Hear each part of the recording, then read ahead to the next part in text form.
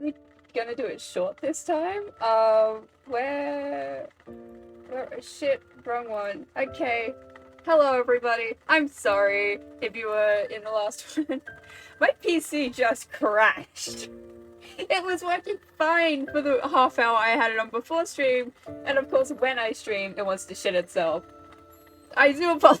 Oh, it was good. We will almost finish the summary as well.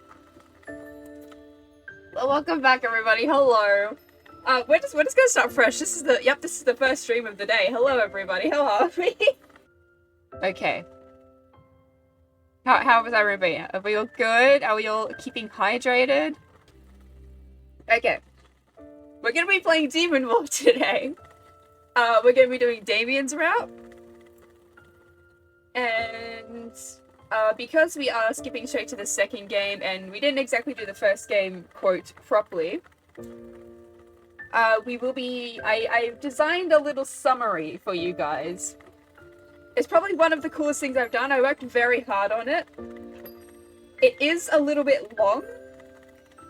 I will say it goes for about 5 minutes because it's a long game. The recording of the game took like an hour itself, so I'm going to give you a quick summary for those who are new to the story, so you can still be up to date. Let's pause that. Okay, I'm going to play this. It's going to go for about 5 minutes of an entire summary of the first game, or more specifically in Damien's route. There are trigger warnings for abuse and suicide towards the end.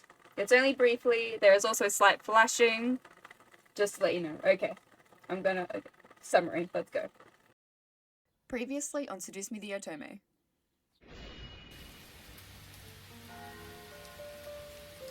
And now, I shall read Harold Anderson's last will and testament. And to my dearest granddaughter, I give my estate. All the furniture and decor that resides within the house shall also be given to my granddaughter. About the estate. Should we send her there to get used to the building? It'll be a good place for her to live after high school. There it is. It's huge. My grandfather gave this? It's hard to believe. Well, might as well make myself at home. I'll be staying here for quite a while anyways. That's when I saw them. We just escaped from a deadly fight that could have ended our lives. We're not exactly normal. We're incubi, miss.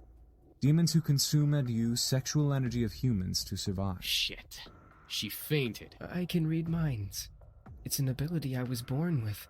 Each of us has a different ability, outside of our usual mind-altering powers. That is a very good question.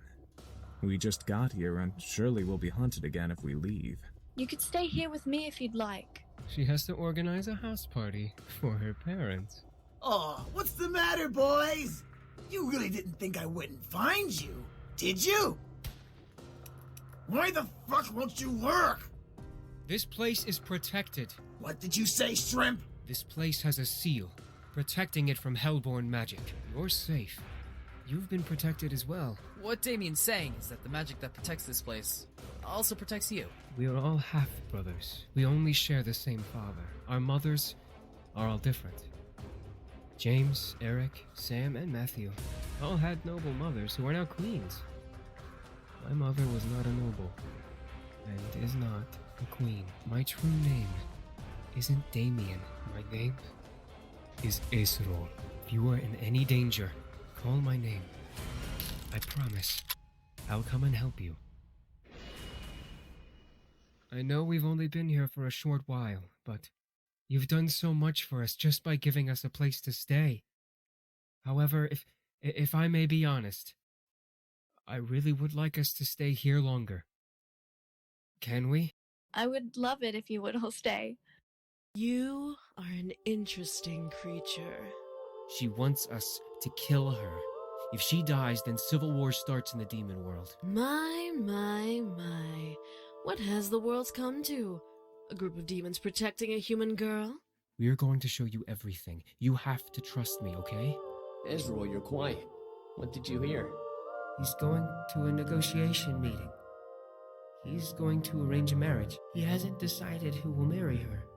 It's a girl from a kingdom he wants to take over. What is going on here? They want to go to the human world. The human world? Ritsuo, think about it. You won't have to marry that girl and be the heir anymore. You could be with us, and we can make lives for ourselves in the new world. Why are you crying? Who are you? I just want to know if you're okay. Who are you? Don't be afraid. I'm just a friend. Friend? He gave us a wallet full of fake IDs and maps of the world. He told us to go anywhere we wanted and that he would pay for everything so we wouldn't have to use our magic. It was like he made us human. You really wanted to be human. Humans don't read minds. Humans don't hurt people like demons do. I didn't ask to be a demon. I want to learn things, go places, and not have to be bound by magic or anything. He didn't show you everything, did he? Mother? I'm sorry. No!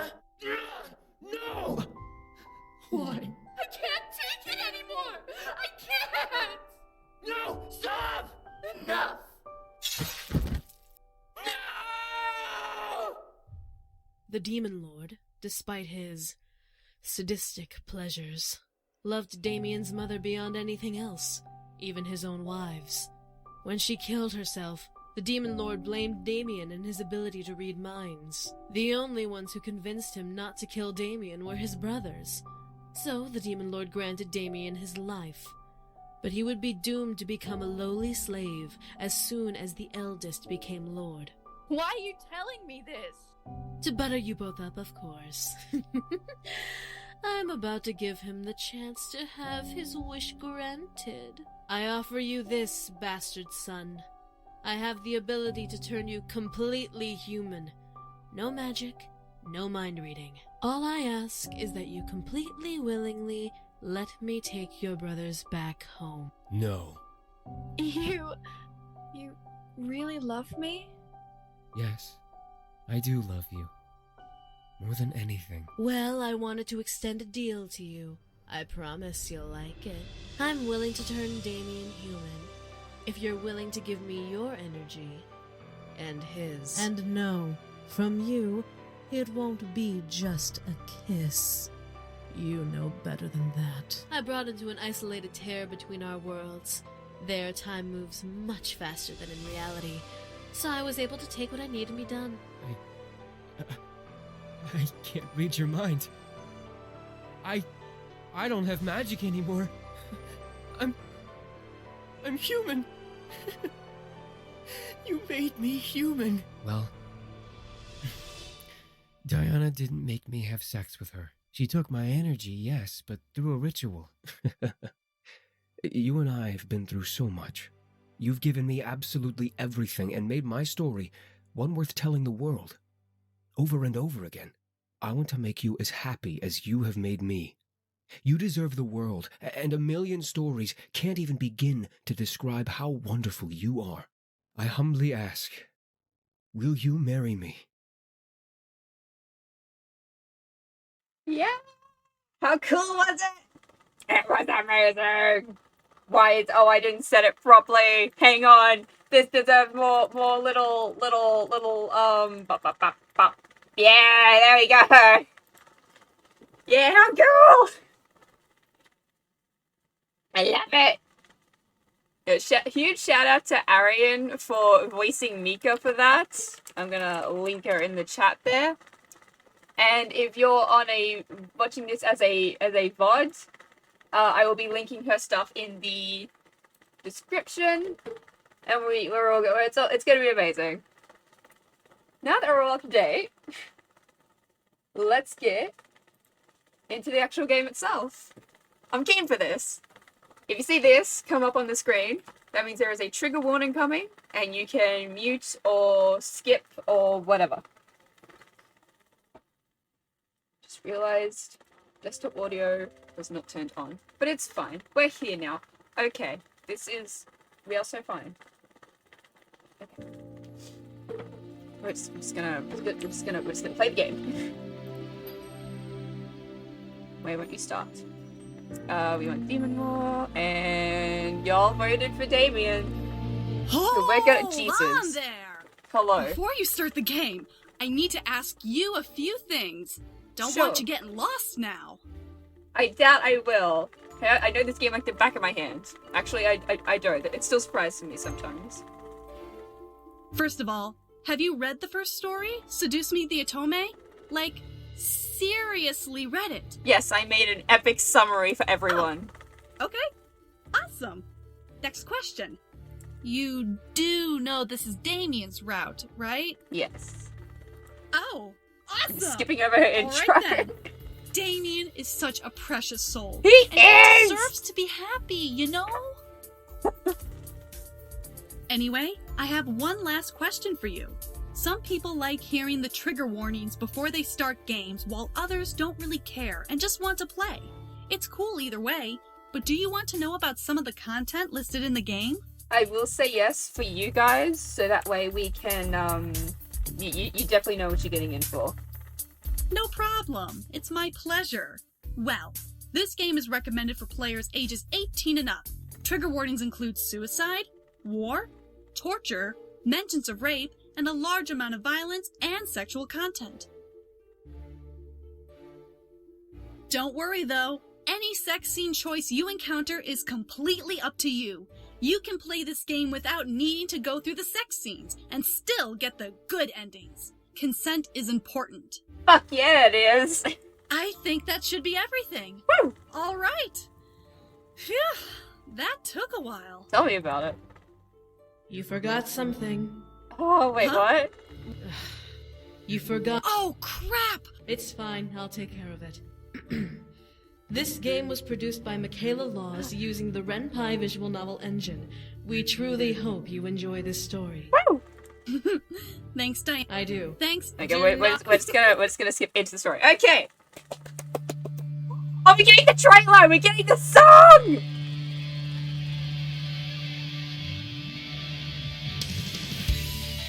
No, I skipped it! I'm sorry!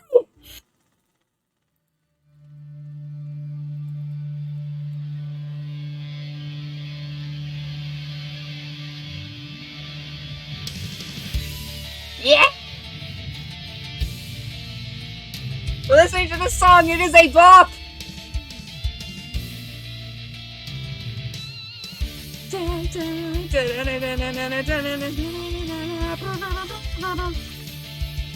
Yes!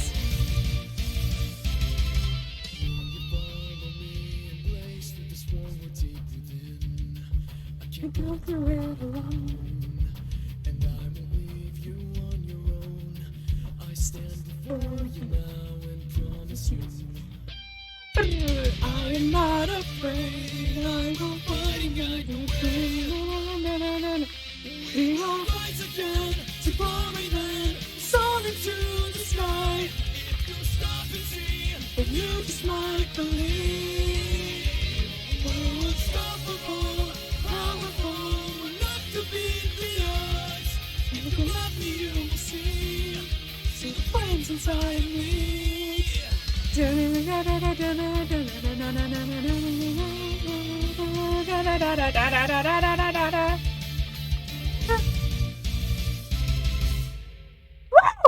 Let's go! Oh, I love it. It's a banger of a song. Oh. Why is it opening with spooky music? I haven't played this game in a while, chat. Hey there guys, it's Editing Haru here. At this point in the stream, I was not aware that the game sound cut out, so that all you could hear was me. So it's actually kind of convenient because this nightmare was a little bit messed up, but for story's sake, I'll summarize what happened. Mika is having the MC is having a nightmare about Damien and Diana. She's always feared that Diana took advantage of Damien when they made their deal, and it's quite literally haunting her nightmares. And then she wakes up from the dream in Damien's arms, and that's what you missed here. You're joking. Why was that turned down?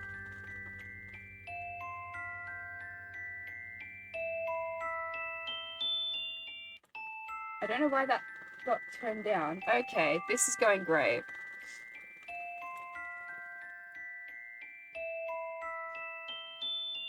Damien gently kissed my forehead before pressing his to mine, nuzzling me softly. He stared deep into my eyes with a loving smile, one that made my heart ooze in happiness, despite my worry. I cannot be any happier than I am now.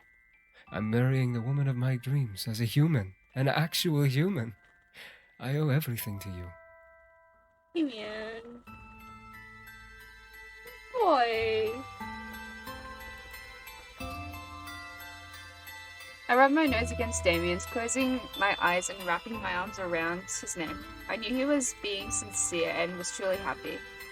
I had to get over my fears and deal with it. He was human now and we were going to be married soon. My heart truly couldn't believe it. I was going to marry today. Okay, that was on there. I was going to marry Damien and we'd live happily ever after together. It was so good. I almost couldn't believe the truth of it. However, I was always reminded of the reality of it every time Damien held me in his arms. Damien smiled before kissing my head and patting the bed behind me. Come on. Let's go back to sleep. I'll be right here if another nightmare appears. Aww. I nodded and slowly fell back into the mattress, cuddling up to Damien as he laid beside me. If the nightmare came back, Damien would be in my arms, reminding me it was all fake and just my imagination. Everything would be alright. The night quickly passed, and by the morning sun... Oh my god. Hello? Oh, I didn't know you could do that. Okay. Okay, the night quickly passed by, and the morning sun peeked through the window drapes and landed perfectly over my eyes. Waking me up. I stretched and yawned, not wanting to get up just yet. However, the emptiness of the bed next to me made me open my eyes wide, finding no Damien beside me. Damien? I sat up and looked around the room after rubbing the sleep from my eyes. Damien was nowhere in the room, which confused me. Where was he? Oh, good morning. Hi. I love him so much. I looked over at the door to see Damien holding a tray of breakfast with 2 plates full of delicious food. And a vase or vase, guys. That's the controversial question of the stream. Vase or vase?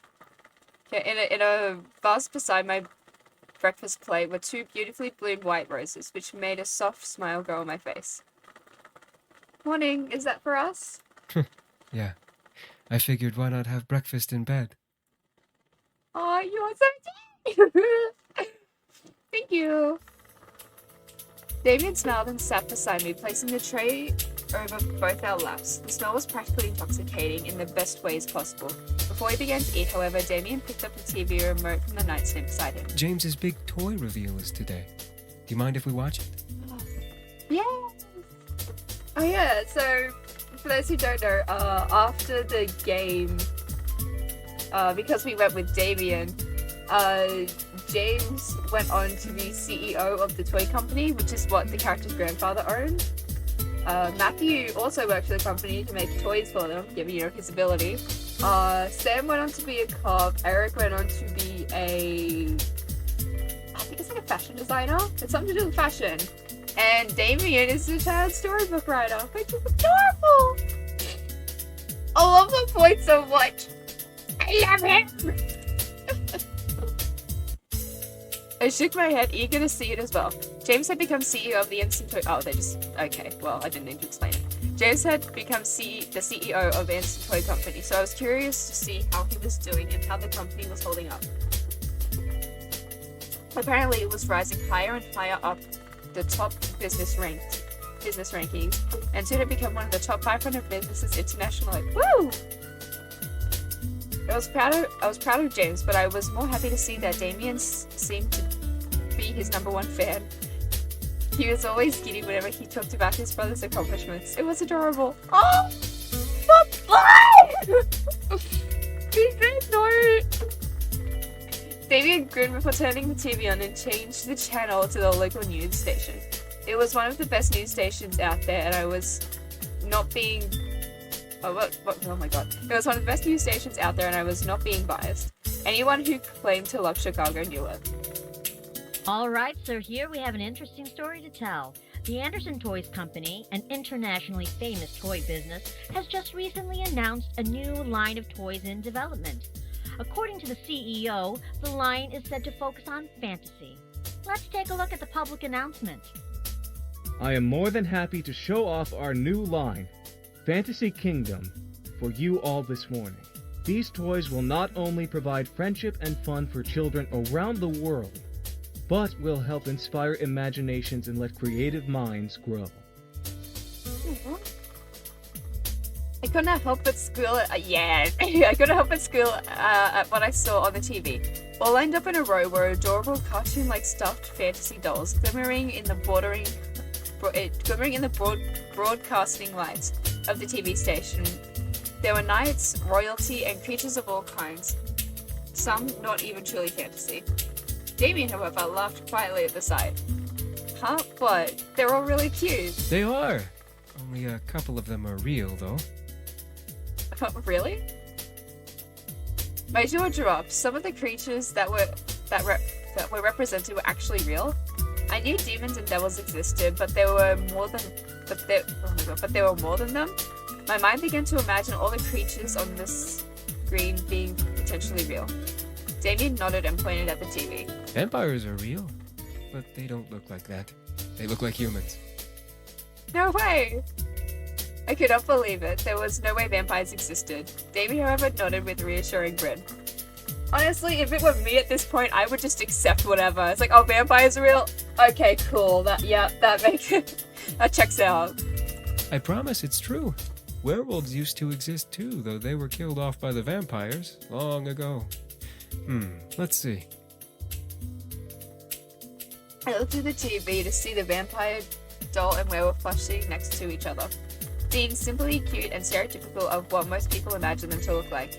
Damien then pointed at the screen again. There, the angel toy?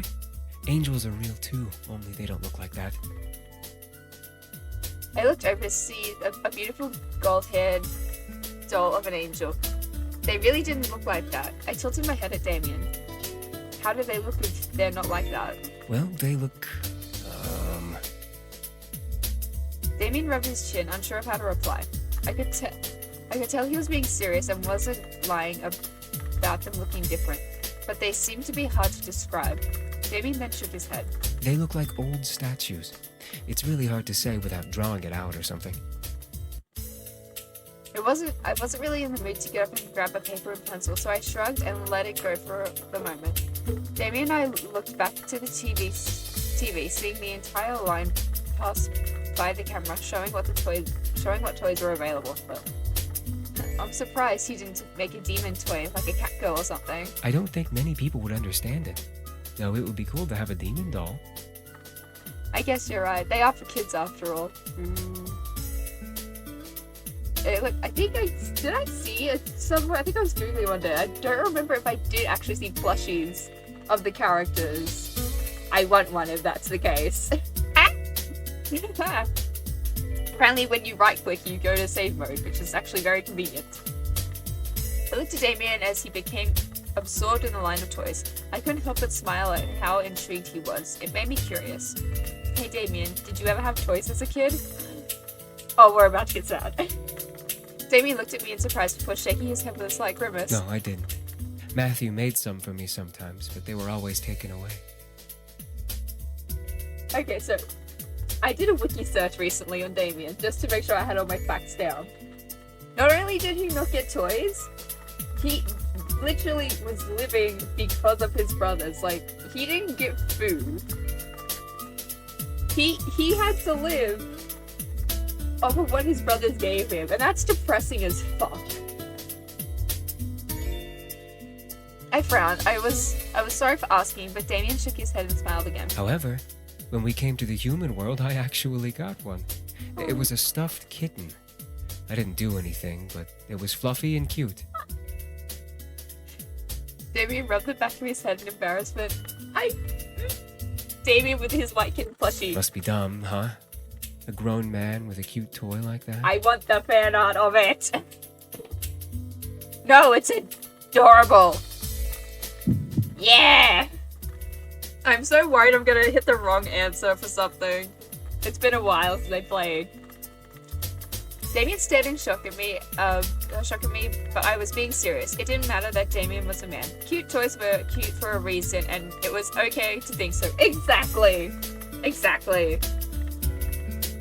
Having cute toys is not a bad thing at all. That's what some toys are meant to be. Cute. It doesn't matter who has them or how old you are. Cute is cute. Facts. It was just a fact. Oh. Well, there you go. However, Damien couldn't help but chuckle softly before bringing one hand to my head and petting over my hair. You are so adorable, you know that?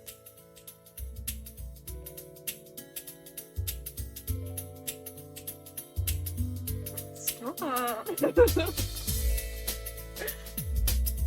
I blushed and looked down at the breakfast tray in front of us. I wasn't that cute. Self-esteem issues, the beloved. I'm kidding. I felt myself rub the back of my neck in embarrassment. Shut up. Like, okay. I've got a confession. I like season 2, game 2 design better than game 1. Just the art in general. No hate to the game 1 artist. It's just, you know, it's my thing. Look at the fluffy hair. I love it. I made Damien laugh and kiss my cheek, forcing a gasp to come out of me. I looked at Damien as he smiled a playful grin at me. It's true. Wow. What is it? Kicking my feet, twirling my hair? We both turned back to the TV and listened as James explained each toy in detail. I looked over to Damien to see him practically enthralled with the sight of his brother presenting the line. I gently nudged him, making him look back at me. Jeez, you're making me jealous.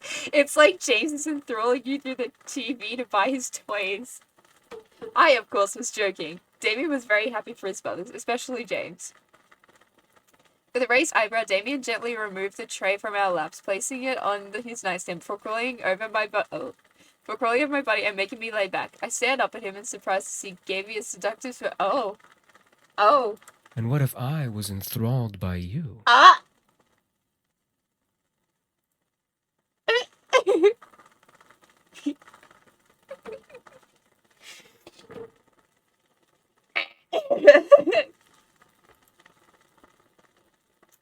I was speechless. Can you tell I am just a little awkward boy when it comes to this? I was speechless. Damien was full of surprises, even as a human.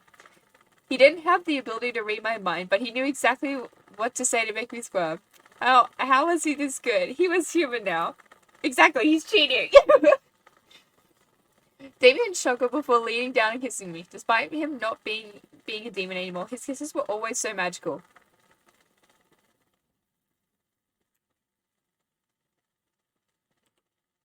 They each took my breath away each time his lips touched mine. I love them. I wrapped my arms around him and deepened the kiss between us, forgetting about what was going on with the toy line. All I could think about was Damien's kiss. It was the sweetest it was as sweet and passionate, eager to make my body quiver underneath the one kissing me. Oh, okay, we're getting it. However, the sound of our stomachs rumbling in sync forced us to break away from the kiss and look down at our touching bellies. Maybe we should eat a bit before we continue this, huh? Sounds good. Good idea. As much as I wanted to make out with Damien, I knew my stomach would keep interrupting me, and so would his unless we ate. We ate the delicious breakfast Damien made while watching the rest of the news. It was a nice segment, and Matthew even appeared to help James's presentation. Soon we were flipping channels and watching random shows. The day passed by lazily. We barely left the bedroom because we just didn't want to do anything. What a mood. It was rather relaxing, surprisingly. I knew we had to work on the wedding arrangements eventually, but today was not the day for that. We needed a day to ourselves to remind each other that we were going to be together for a long time. Yeah, cute. It wasn't long before we found ourselves cuddling into each other's arms, taking a mid-afternoon nap. It was the sweet and peaceful drowsiness that lured both of us to close our eyes together. Oh god, are we gonna have another nightmare? Is it gonna happen again? The darkness of my mind invited me to stay a while. I gladly accepted its invitation. It felt nice, and I was enjoying the rest it gave my body. But... Yep, there it is! However, I soon saw that I was not alone in the dark. Oh god. Hello! What? Damien suddenly appeared before me and took my hand, kissing it gently. I felt myself shudder, but it wasn't his nude form or him kissing me that surprised me. It was his eyes. My mind recognized those eyes, shivers shooting up my body from the side. Instead of loving and soft blue and purple his eyes usually were, they were a deep gold, and they bore into my soul as Damien continued to keep his lips on my hand. Damien? I didn't like that. I didn't like that. As Damien smoked against my skin, my body began to feel hot, making me curl into my body. Wait. Making me curl like, yeah. I tried to pull my hand away from him, but held it firmly, keeping his lips against my skin over my knuckles. Do we need to put the thing on again? I think we... Oh. I recognize the feeling. He was enthralling me. Why was he doing this in my dream? Why was this happening? We continued to float in the darkness, his enthrallment invading my... Yep, we didn't put it on. Invading my body as he held my hand to him still.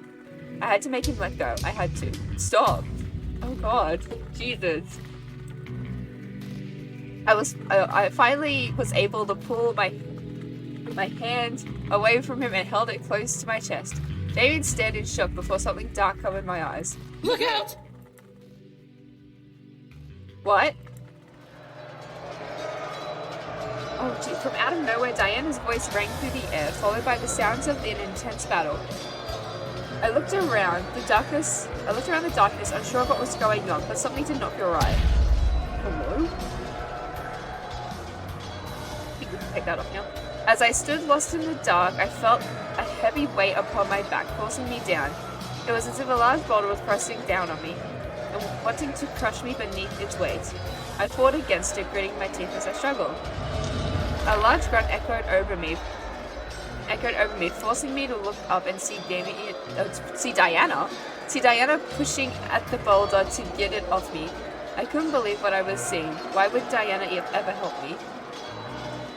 Quickly we forced it off my body, and soon I found myself looking into the great hall of the Incubi's old castle in the Abyssal Plains. The interior was as regal as I remembered, but behind me was a broken down entrance where I assumed the boulder had originated from. However, Diana and I were not alone. Is she alright? I wouldn't worry about her, you mistake! Oh. I stared at the Demon Lord and Damien stood squared off with each other. In the Demon Lord's hand was a large chain covered with dried blood, and my stomach churned at the sight. She will never leave this world alive as long as I live! I looked at Damien, then back at the Demon Lord. What was going on? Why was Diana here? Why was I here? Oh, as the Demon Lord whipped his chain at Damien, Diana shot a purple blast of energy, forcing it to ricochet away. Diana stepped in front of me, and Damien glared hard at the Demon Lord and preparing another spell in her hand. Go with her. I'll deal with this once and for all. If I'm going to fall here, all of you will fall with me! The Demon Lord, with a crazed grin, pointed his hands towards the ceiling and let out an angry howl, causing tremors and quakes to run through the room. Diana shot her hands upwards and formed a purple barrier around our bodies, but she winced with each stone that slammed into the barrier. I can't hold it! This castle will be your grave! My instinct was to reach out and hold onto Damien, but before I could move, he grabbed my face and kissed me roughly. I stared at him, wondering what he was doing, but I kissed him back and dug my fingers into his shoulders. Was this dream going to end with us dying? Why is the music sad? Why?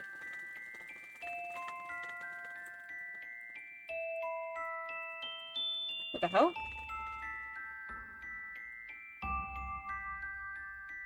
does it not want to work? It's...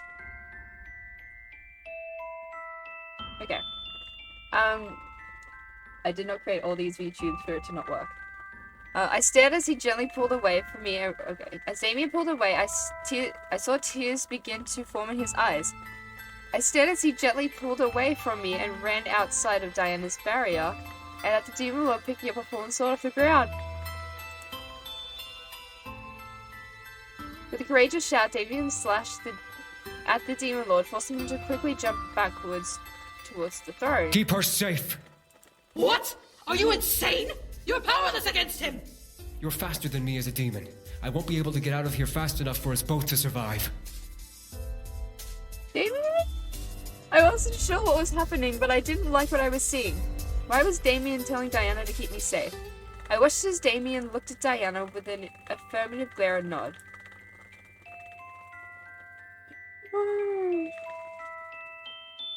Before I could question it, Diana ducked down and threw me over her shoulder. How she managed to be strong enough to perform such a feat was beyond me, but I was too thrown off to care. You will not be forgotten! Just go!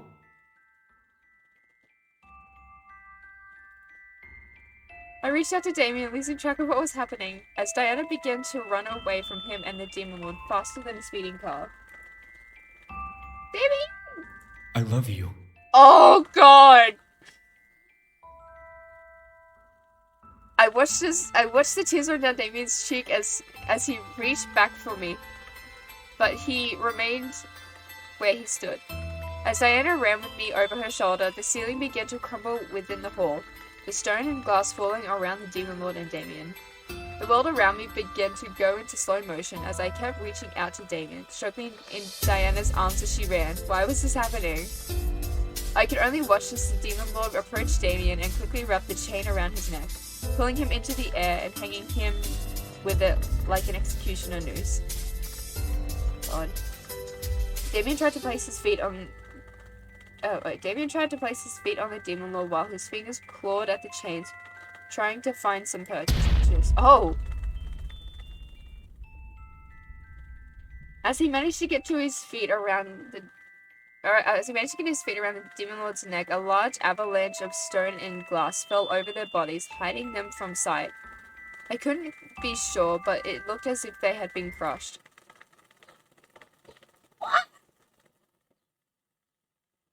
Michaela, you're really just gonna hit us with the eggs first, what are we in, first 5 minutes of the story? The world around me broke apart as I began to scream in agony at what I was forced to witness. It couldn't have been real. I didn't want it to be real. I let the darkness of my dreams envelop me as I mentally repeated over and over that this was not real. I'm struggling today. Once again, I was floating in the darkness, curled into myself in overwhelming sadness. Why was this happening? Why was I being forced to see nightmare after nightmare? I dug my nails into my arms, wanting to wake up already. Please let me wake up, please. As I felt my body begin to fall, I let go of my arms and tried to reach for something to stop my rapid descent. I'm not screaming, guys, sorry. Faster and faster, I felt my body tumble and fall through the dark into the unknown. Oblivion.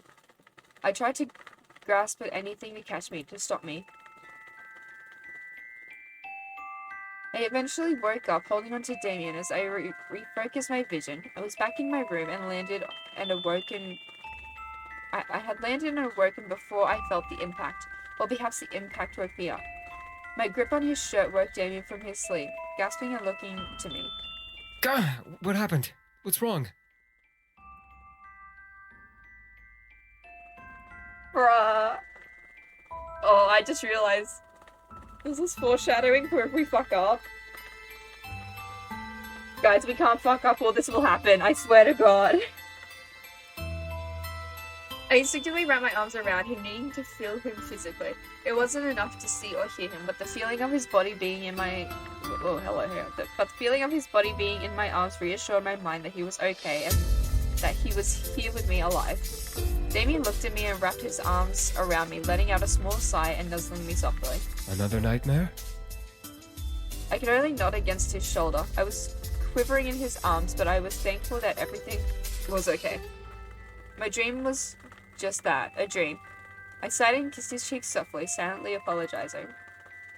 Damien held me close for such a long time, understanding my need to simply feel him. He didn't pull away, nor did he speak. He simply held me and gently nuzzled me to help me fully come down from my fear. I felt his hand gently pat my hair, aiding my shift from sadness to a relaxing calm. Everything was fine, everything was okay. I'm sorry, I don't know why I keep getting these nightmares. You can't control your dreams. I see what he did there. My memories flash back to the first time he said that to me. It was the day right after we met. He had saved me from a nightmare of Malik's. He had saved me from my nightmare of Malik's. I let a smile cross my cheeks as I looked up at Damien. You said that when we first met. Damien gently pulled away and smiled at me, kissing my cheek. I did, didn't I? You remember that? Yeah. I nodded. I never wanted to forget how we had met. And his brothers came he and his brothers came to the human world and arrived at my house, where I got to be with them and learn about them. At the same time, I was able to become close to Damien and fall in love with him. Yes, there were some bumps along the way, but we were able to get through them. We even were able to give Damien something he desperately wanted, to be human. Okay. Damien gently caressed my cheek, inviting me to nuzzle into his palm. Palm, oh my god, palm, and he smiled down at me as he laid his forehead against mine.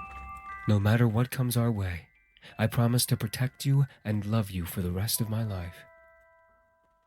You'll never leave me? Damien shook his head, and I believed him. His simple smile was enough for me to understand that he was telling the absolute truth. He wouldn't leave me, and I would never leave him. I nuzzled my nose into his, looking up into his beautiful eyes. Aww. You don't regret not being a demon anymore? He shook his head again. I knew he was beyond happy to be human. But the nightmares made me worry over and over again without relenting. I knew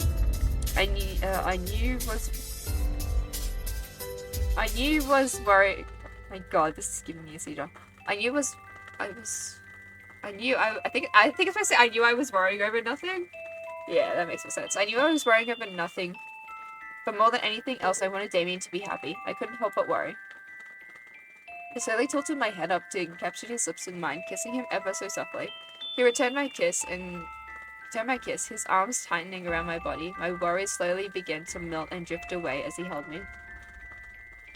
I could feel my body draw closer to Damien's, craving more of his touch. My fingers gently traveled up his shoulder and ran through his hair, brushing through the strands lovingly. He shivered at my touch, making me tremble in response. Oh! We gotta get it again? The thing was, I had just woken up from a nightmare. Was it right to really feel like this right now? My mind questioned my body's intentions, and my body ignored every logical reasoning my mind had put to stop the situation. I had to listen to one or the other. We're gonna listen to the mind because we are on Twitch. I had to relax. Now is not the time to let my libido take over. I didn't want to do anything after experiencing that kind of dream. I slowly began to pull my lips away, and Damien did the same, as if he already knew what I wanted. I smiled up at him and caressed his cheek. I feel better now, thank you. Damien smiled back at me and nodded before nuzzling my hand and closing his eyes. He most likely had to calm down himself from the mood we were slowly starting to inch towards. The feel of his skin made me elated, because it helped me remember that he was okay and he was with me. That was all that mattered. It wasn't long before I closed my eyes and fell asleep again. This time I was able to float in blissful darkness uninterrupted. Soon days went by, passing forward in almost hyperdrive until a couple of days before the wedding. Damien and I worked hard after our rest day to make everything perfect, and we were positive that nothing could go wrong. Ha ha ha, you fool. The boys picked him up, leaving me alone to get into my wedding dress and wait for my I was gonna say libido, hello. Wait for my limo to drive me to the wedding hall. I was nervous that I needed to prep everything on my own without interruptions. Hot take. I would love to see what their bachelor party would have been like. I reckon that would have been so funny. Like, what? Oh my god, wait. Mika probably would have had to explain what a bachelor party was. I don't think they have them in the demon world. That would have been so funny. I got into my dress, finished getting ready, and wound up staring at myself in the mirror in awe. I was in my dream wedding gown, looking as I had always imagined I'd look when getting married. The one thing that made it special was that I was marrying. I stopped myself. Damien wasn't a demon, he was a human. Aren't you so proud of yourself? Huh? I looked around. It's got her theme playing. I looked around, suddenly hearing Diana's voice in the air. Just hearing her ask that question filled the air with dark, menacing tension.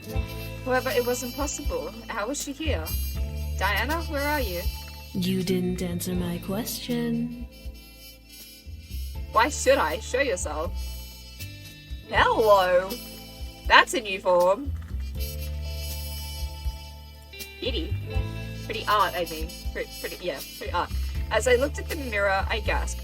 Instead of my reflection, I saw a dark shadow with gold eyes staring at me. I would know those cool eyes anyway. Diana? How does it feel to be inches away from marrying the man of your dreams? Why should I tell you anything? Why are you here? A frisky bridezilla, aren't you? Answer me. Tell me first, how do you feel now that Damien's no longer who he was? What? Remember, he was born a demon, and you took that away from him. Well, I did anyway. At your request, of course. Hey, no, we asked first. Bitch, don't pin this on me. He wanted to be human. He even consented to— Exactly! This was insane. Why was I arguing with her? When she was just a shadow in the mirror. Diana let out a dark laugh. You don't even know who you're marrying, do you? Damien, the human who was a demon. What's next? Will he demand to be a woman instead? That'd be fine. He could easily be one. Oh, wait. He can't because he no longer has the ability to do so himself. He'd be valid as fuck either way, bitch. Screw you. Why do you care? How he can do whatever he wants. Exactly. But do you even know what he wants? I want to go to the human world. I want to be human. Tell me, can you give him everything he wants? I want my mother back. I want to forget that I was ever a demon. I want to forget I was even born. Stop it, you bitch! Jesus! I couldn't take it any longer. I grabbed the lamp on my nightshade and lifted it, ready to smash the mirror to pieces. However, as I looked back at the mirror, it only showed my reflection. Diana was gone. I knew it! I knew it! That girl has demon magic. Oh, we're doing this now. What the— And quit talking and let's take her! The Demon Lord will be so pleased. Uh-oh. Before I could turn to search for the voices, I felt hands grab hold of my feet and I looked down and lifted my dress. Two pairs of evil-looking hands had taken hold of my ankles, reaching through a dark red and purple pentagram. I shrieked, trying to pull my legs away, but I couldn't stop them as they swiftly pulled me into the ground. This is the part where it all kind of comes together from the last route that we did. I was pulled deeper into the darkness. I was no longer in my room. I was being dragged through a dark void, one that I could not escape. I reached out and clawed at the dark, trying to find something to grab onto. I tried to pull my legs away from the hands that were holding them, but I couldn't pull free. What was going on? Why was this happening? Someone help me. As if someone had heard my screams, I suddenly felt the hands let go and disappear, leaving me to float in the darkness they left me in. I shut my eyes. Please let this be a dream. Please let this be a dream. I finally felt a surface underneath my feet and I collapsed onto it, my body curling in itself from the experience I had. I didn't dare tear my eyes away from my lap, not ready to get up just yet. The voice I heard, however, made my heart stop. You! What are you doing here? I looked up, finally having the courage to take in my surroundings. My heart stopped beating for a moment, seizing in my chest. Hi, guys. I looked up to see 5 strangers, monsters, beings I didn't recognize. They all looked down at me in surprise, as if I had dropped in at a very bad time. We probably did. Yeah, we did, actually. Let's be honest.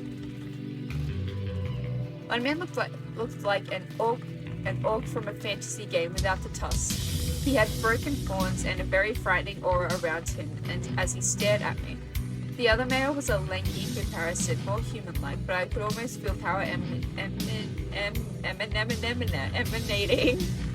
from him regardless. One of the women who was staring at me had rabbit ears. They twitched on top of her head as if she looked at me and gripped her staff. She seemed harmless, yet she had animal ears. The one creature that I couldn't discern the sex of seemed more excited to see me than surprised. What freaked me out about them was that they had wings sticking out from their back, and they were floating. We love our non-binary rap. The last woman, however, set off alarm bells in my head as I looked at her in surprise. As I looked at her surprised face, her hair, her eyes. Diana? As she stared, the woman turned her body towards me in recognition to the name I called her. It was her. What are you doing here? Diana walked towards me and stared down at me. It was odd. She didn't look like a human, yet I was afraid of her demon form as it towered over me. I was more in shock as to what was going on. My body! Okay. Okay, no, because I went back and looked at my all my Seduce Me videos, which I had to do for my little Seduce Me compilation, which you can find there.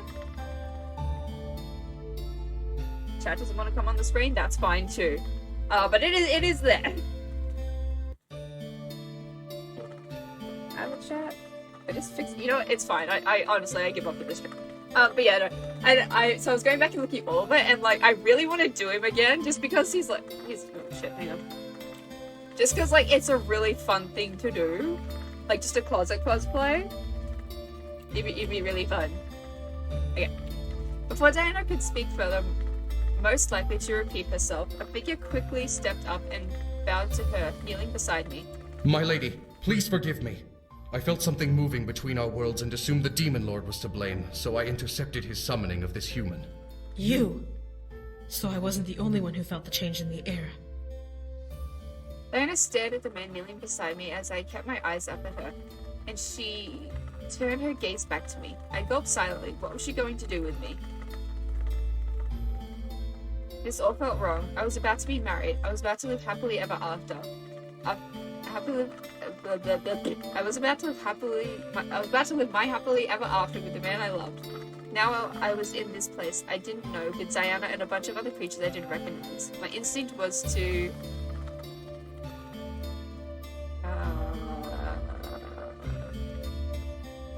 my final flight is to stand still. I freak out and freeze out. Fun fact. I couldn't move. My mind was empty of emotions, except for fear. Why was this happening? Why was I here? Why was Diana here? Diana stared down at me before sighing and kneeling down to my level.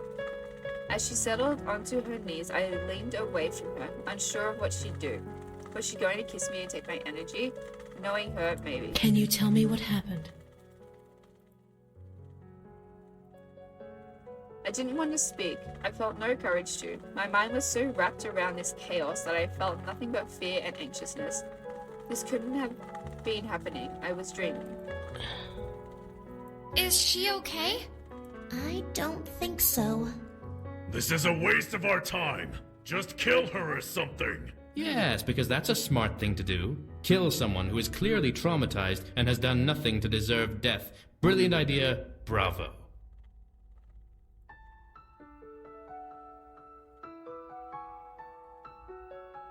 I have my fan on, and I just noticed that it was being interrupted, which is why my thing's a bit more sensitive today. Okay. Diana continued to stare at me, waiting for me to answer. Why? She didn't cast a spell on me, nor did she attack me. She continued to wait instead. Slowly my mind began to sink into the situation. Diana was willing to listen. Was she willing to help? That was another question, but first I had to answer her. My voice didn't want to answer still, so I forced myself to nod, wanting to answer her somehow. Diana smiled softly, which conflicted with my memories of her. She never smiled like that, yet she was now. Diana held out her hand, ushering me to take it. Can you stand? I nodded again and took her hand, standing up at last. Sorry, I love the music so much. I looked around at the other beings in the room. They all kept their gaze to me, unsure of what I would do or say. Diana, however, led the conversation. First, can you tell me what happened to you? I took a breath, recounting everything that happened. I was about to go to the church to be married, then I was attacked by this darkness. A couple of hands grabbed my legs and pulled me into it, and then I fell here. A shadow summoning. Diana turned to one of the beings, the lanky male, and glared. One of yours couldn't have. On my honor, it wasn't any of mine. We have nothing to gain from kidnapping a human. Nor do we know who this woman is, anyhow. My lady, if I may, I clearly remember hearing imp demons in the void along with her. It must have been the Demon Lord's henchmen. Those damnable creatures. That explains it. Diana pressed her arms and looked to me again. Well, dear, it seems that you were to be either a new harem girl for the Demon Lord to ravish, or bait for the boys to return to their father's side. Either way, I doubt you would have lived long had the Demon Lord gotten his hands on you. A violent shiver ran up my spine. Was it true? I would have died? Yeah, we probably would have. Wait a minute. This girl knows about the Demon Lord's heirs? Yes. Hilariously enough, she was set to marry one of them, as you can see from her garb. As Diana motioned towards my dress, I realized how vulnerable I was and felt extremely self-conscious. I wrapped my arms around myself as Diana let out a sigh. Well, since you do not belong here, the obvious thing to do is to send you home. I couldn't help but stare wide-eyed at Diana. She was really going to send me home? Really? I couldn't believe my ears. You will really send me back? Of course. It should be easy to do once everything is in order. It'll be like you never left the human world. Wait, like I never left the human world? What do you mean by never left the human world? Okay, Mika, I love you. You're a strong, independent woman, but you got your moments, love, okay? You got your moments. Gotta love her. Diana stared before chuckling softly and gesturing to the room and beings within it. Dear, do you not realize where you are? You are in the demon world. Nice. My mind went blank. It couldn't be. I couldn't be in the demon world. No way. No way in hell. I felt myself back up against the wall behind me, suddenly afraid. I was in another world? How? That was impossible. Okay. I'm not gonna overanalyze it. It's fine. Diana stepped towards me, both of her hands softly trying to show she meant no harm, as she positioned them in front of her body. Do not panic. We will send you back now, so there's nothing to worry about. How will you power the spell? Bringing someone here is no easy task, but sending someone back consumes much more energy. I'll use what energy I have now and rest. We can organize the siege another time when I fully recover. It's not like the Demon Lord can escape the corner we've trapped him in, so we do have some time to spare. You'd waste time and energy on this human? We must strike now while the Demon Lord is weakened! But the human doesn't belong here. She needs to go home. Shall I prepare the return spell? Do. I grant you permission to use my energy to power the spell. With a nod, the lanky man held out his hand towards the wall. I looked over in the direction it was aimed at. Diana's shadow? I watched as Diana's shadow simply stood against the wall, mirroring the movements of the real succubus in the room. Before my eyes, the shadow began to morph and expand all on the wall on its own. I looked back to Diana to see her wrapping her arms around herself and curling her shoulders over as if she was in pain. The nails embedded themselves into her forearms, and I could barely make out a pain. Oh my god! Could barely make out a painful hiss escaping her clenched teeth. Was the spell hurting her that badly? I turned back to the wall to see Diana's shadow shaking and vibrating as if it was resisting the change the man was forcing. You will obey my command. Open the gates to the void, and allow passage to the world we seek. Transitum perenam peto tranibris. Ubi aperiut. Iano eu. Resediro. All in this circle! Okay. Upon Diana's final word, her shadow burst and expanded into an oval-shaped doorway.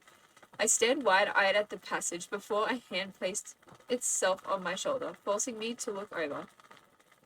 The one with the spear gently pressed my shoulder forward and looked down at me with an almost stern face. You must leave now. The faster you leave, the quicker we can close the void.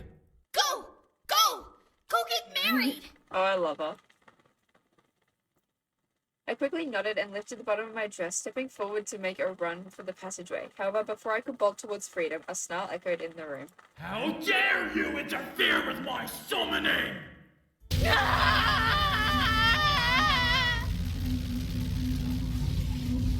At the very moment, Diana began to scream, arching her spine and throwing her head back around her body, where red tinted bolts of lightning flashed and shocking her form. No! Human! Use the passage! Now!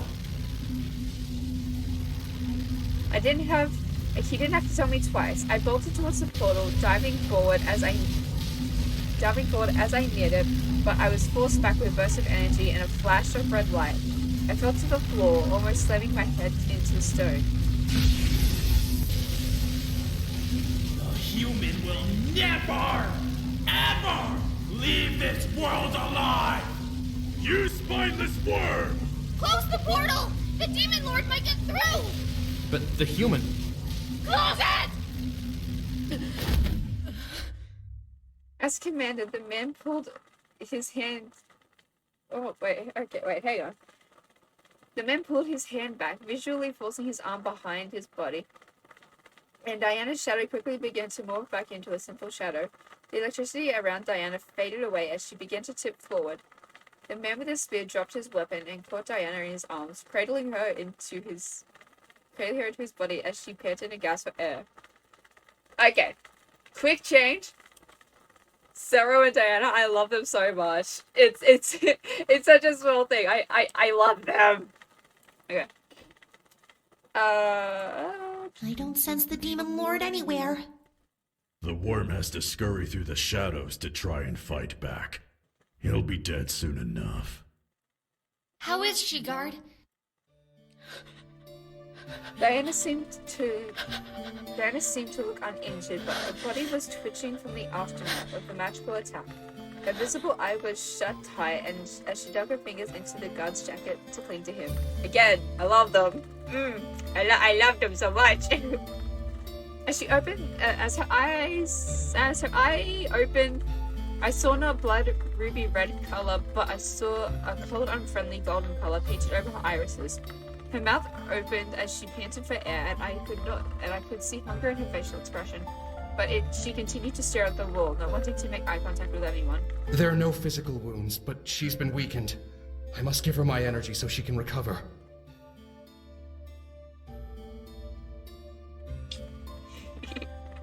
The man swiftly moved and hooked an arm underneath Diana's knees, lifting her up bridal style as she clung to his jacket, shivering. The spear that had fallen to the floor had faded into black and purple mist as she quickly left the room with her in his arms. My mind, however, began to panic. How could I go home? Why was I being forced to stay? Damn the Demon Lord, this wasn't right. There's an imp in the castle. That is the only way the Demon Lord could have been able to interfere. You! Guards by the door! Hunt it down! A pair of guards that were apparently by the door, saluted the one commanding them and ran off. I felt out of place, alone, terrified as to what was going to happen. The Demon Lord wanted me here, and his words pounded in my head. How was I going to get home? Would I ever be able to get home? Hey. I looked up to see the winged person hovering near me before they moved and sat on their knees and on the stone ground beside me. We'll get you home, okay? Diana just needs a little rest, okay? She needs more than rest. She needs to use a different spell to send her back. The Demon Lord will expect her to use the shadow spell again. How about the normal way?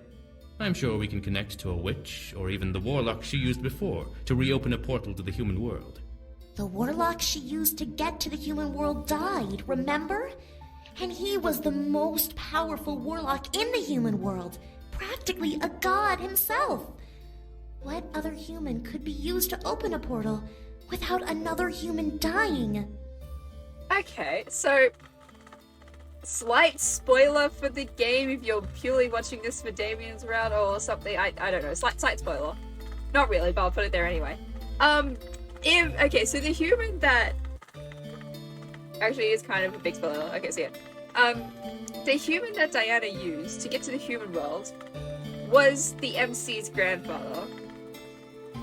And if they're saying practically a god himself, that does explain, I think they do explain somewhere, that's why we're so powerful. Because I'm pretty sure in Sam's route we're like really powerful when we turn into a demon. But like, are we a demigod in that case? How cool would that be? I mean, again, we are very powerful already, but that's just like icing on the cake. Oh, I have a phone call, chat. Hang on.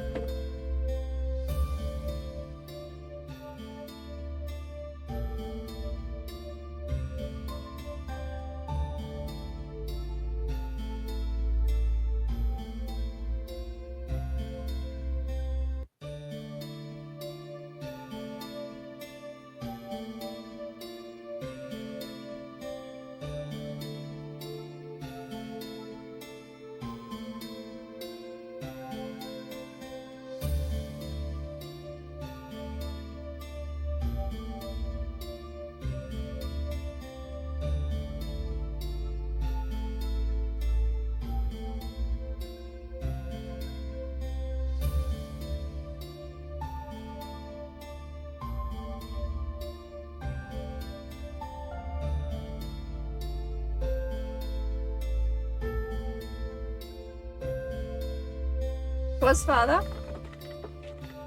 asking me if I wanted something, so we good now? Okay. Oh, wait. It was merely a suggestion. The faster we get this human home, the faster we can move on and finish off the Demon Lord.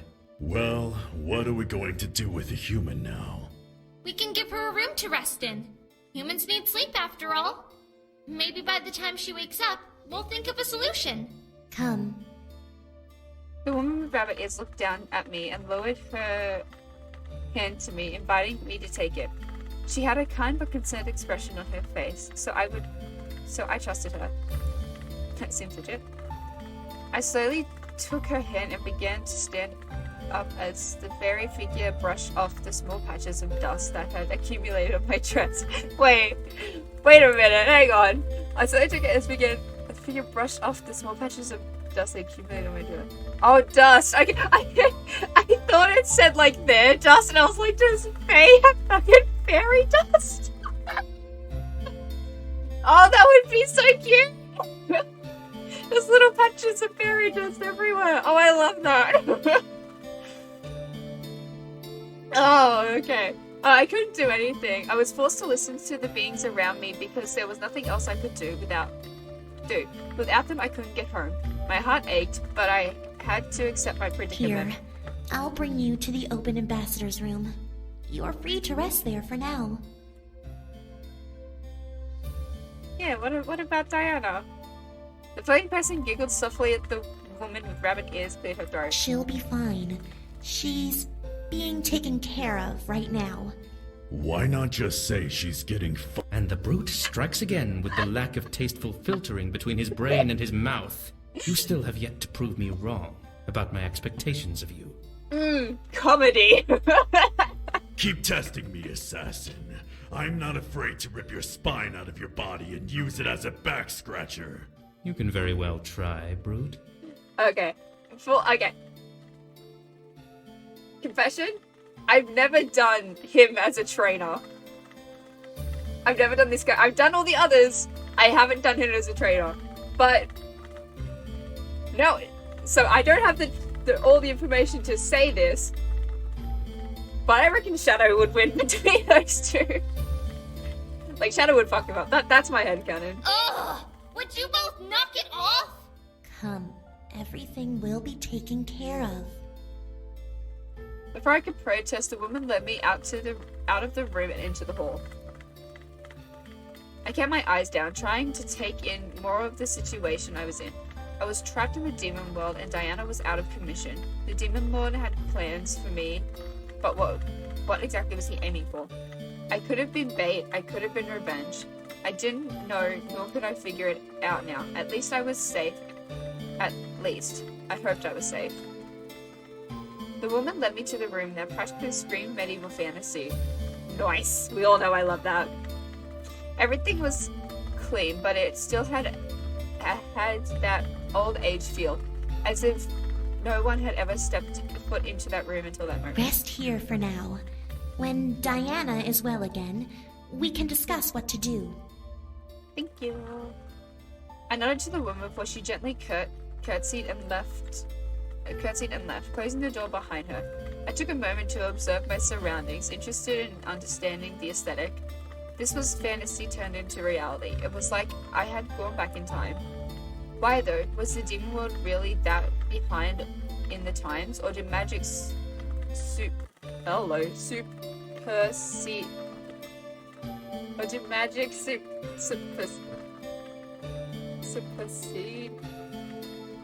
I feel like I know the word. I just can't pronounce it. Magic.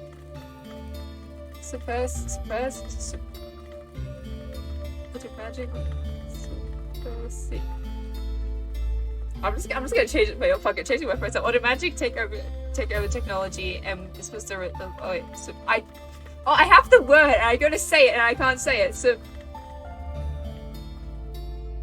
magic. So please, guys, why is English so hard? Magic that word, technology, and this was the result.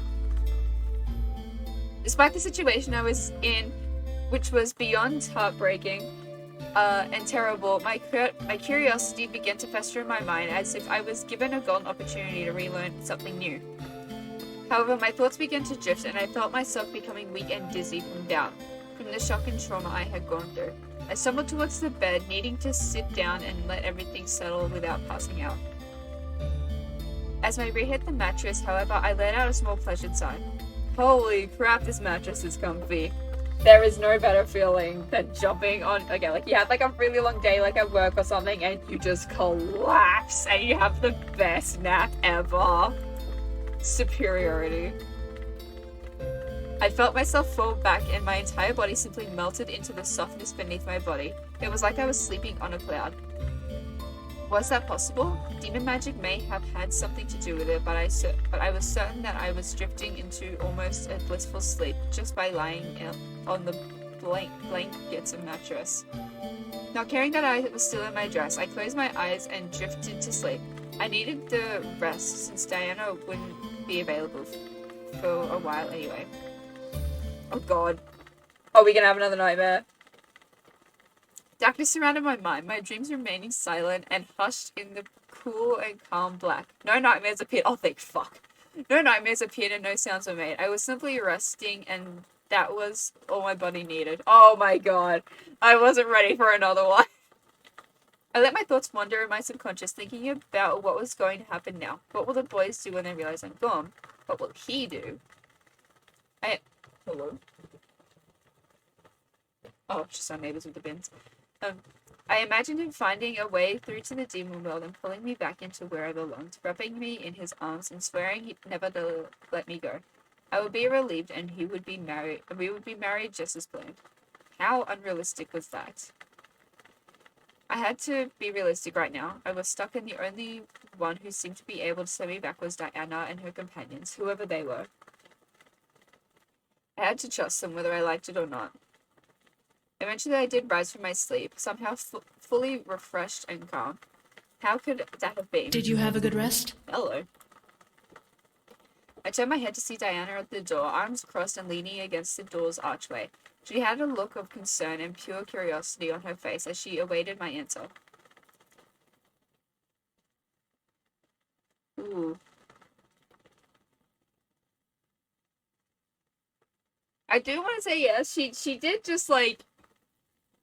I don't know how much she probably did risk a lot. Like, she used up a lot of energy to try. Diana stared at me slightly shocked. Did she not expect me to ask that? Well, yes, I'm fine now that I've had proper rest. That's good. Diana shook her head and stepped into the room, closing the door behind her. So we need to find another way to get you back to the human world. It won't be easy, but I believe it can be done by tonight, at the latest. Tonight? Really? Diana nodded and crossed her arms again, leaning on one hip. It will take time to get our shadow agents to gather the necessary supplies, but they are not hard to obtain, being that we're in a position of power. You must be lucky. What do you mean? Ooh. Diana sighed before casting a short spell under her breath. In front of me appeared a floating map, almost like a hologram. It showed me the entire world within the mountains, plains, and fortress, and it was all surrounded by sea and water. I will say, this little... that sound effect is, weirdly enough, it is one of my favorites. Like, it's the swooshy sound effects of Magic is one of my favorites for fantasy, which is why, like even in, like, let's take Redacted, for example. It's so cool. Like, I always like, where are you getting the swooshy noises? And every time he answers, because he does tell us where he gets the swooshy noises from, and I always forget where to get them from. I want swooshy sound effects. Ah! Diana pointed at the marker that had a purple banner on its tip, and it was marked in the center of the mountain and forest area. It was also the very center of the map. Let's take a look at it. I don't think I've paid too much attention to the map before. I'm assuming this is all, like, Diana's, and then that's the Demon Lord. This is unclaimed area. Best guess. That is where we are currently. The center of the Abyssal Plains. So I take it here. Diana ran her finger in a circle around the marker, showing a perimeter around it. Everything we need for the spell is within this area. It will just take time to gather the materials and prepare it. I nodded, understanding the situation. I was going to hopefully be able to go home tonight, which was better than not going home at all. So what should I do until then? My suggestion? Stay in this room. I can mark this room as off limits so that no demon may enter that would confuse you for an intruder and kill you. My gulps, I did not want to die. Nope.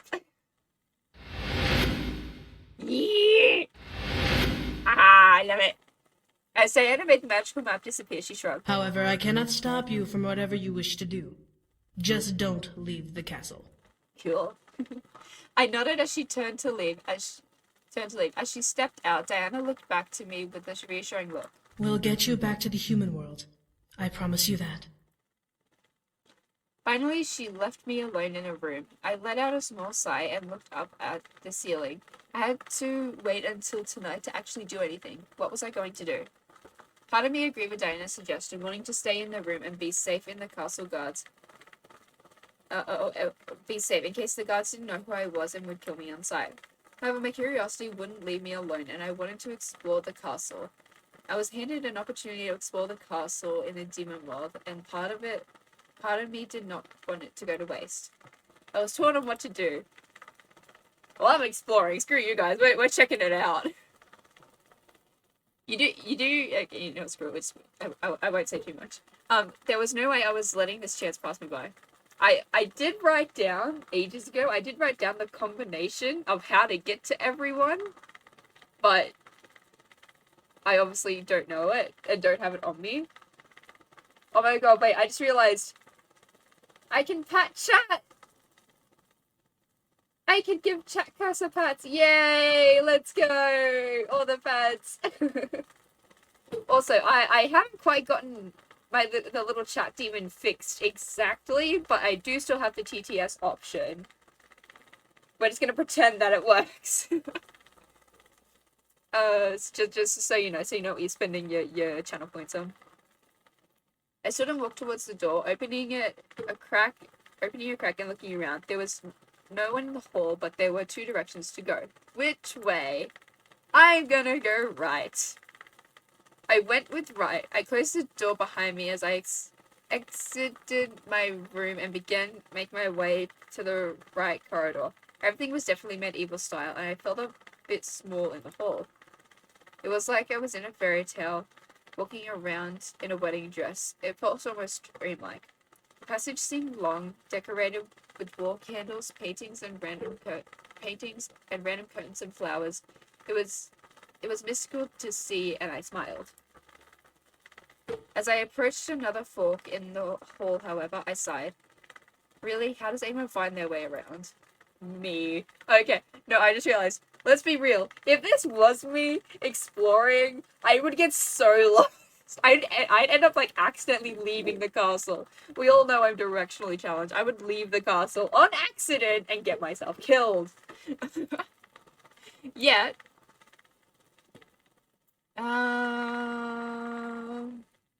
went right. Let's go left. I was heading right, so I decided to try the opposite direction this time around. I turned left and headed down the hall, greeted by more fantastical decor.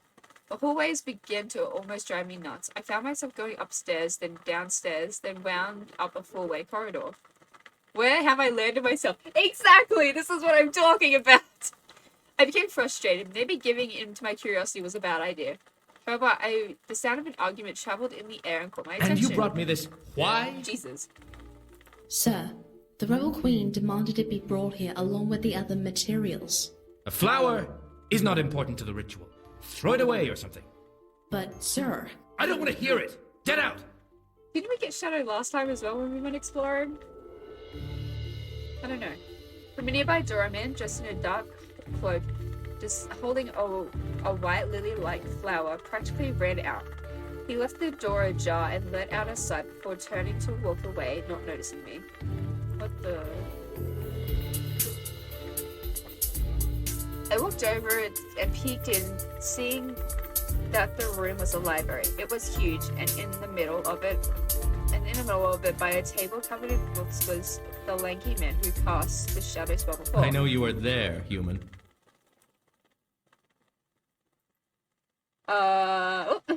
Busted. How did he know? What? How was he able to smell me or something? The man turned to look at me from over his shoulder. Please don't just stand there. If you wish to come in, then come in. I'm not fond of people peeking into doorways. Immediately I stepped into the room, not wanting to be rude. The man turned towards me and crossed his arms, taking in my full form. Well, what may I help you with? Huh? Oh, I was just wandering around. I didn't mean to intrude or anything. You needn't. You'll be returned to the human world soon enough. I bit my lip. He was right. I really didn't need to wander around as if I was going to return. Still, my curiosity was pulling me in to explore the castle, and there I was, in a library. Well, I simply wanted to see more of the place I happened to land in. I see. And have you found anything of interest in your little exploration? Found this library, didn't I? That you have. The man turned back to the tables as I took a moment to look around. There were so many books, it was almost dizzying to peer at them all. How much information was stored here? The man glanced at me and continued to work on whatever he was focusing on. I'm curious about something, human. Since you're here, you can answer this.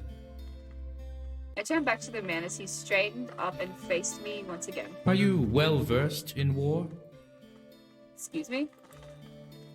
That came out of nowhere. Why would he expect a woman in a wedding dress to know about war? No, I can't say that I am. Humans tend to stay out of the war. Truly? I'm surprised. I've heard that your world is ruled by multiple leaders and beliefs. How are you not constantly at war?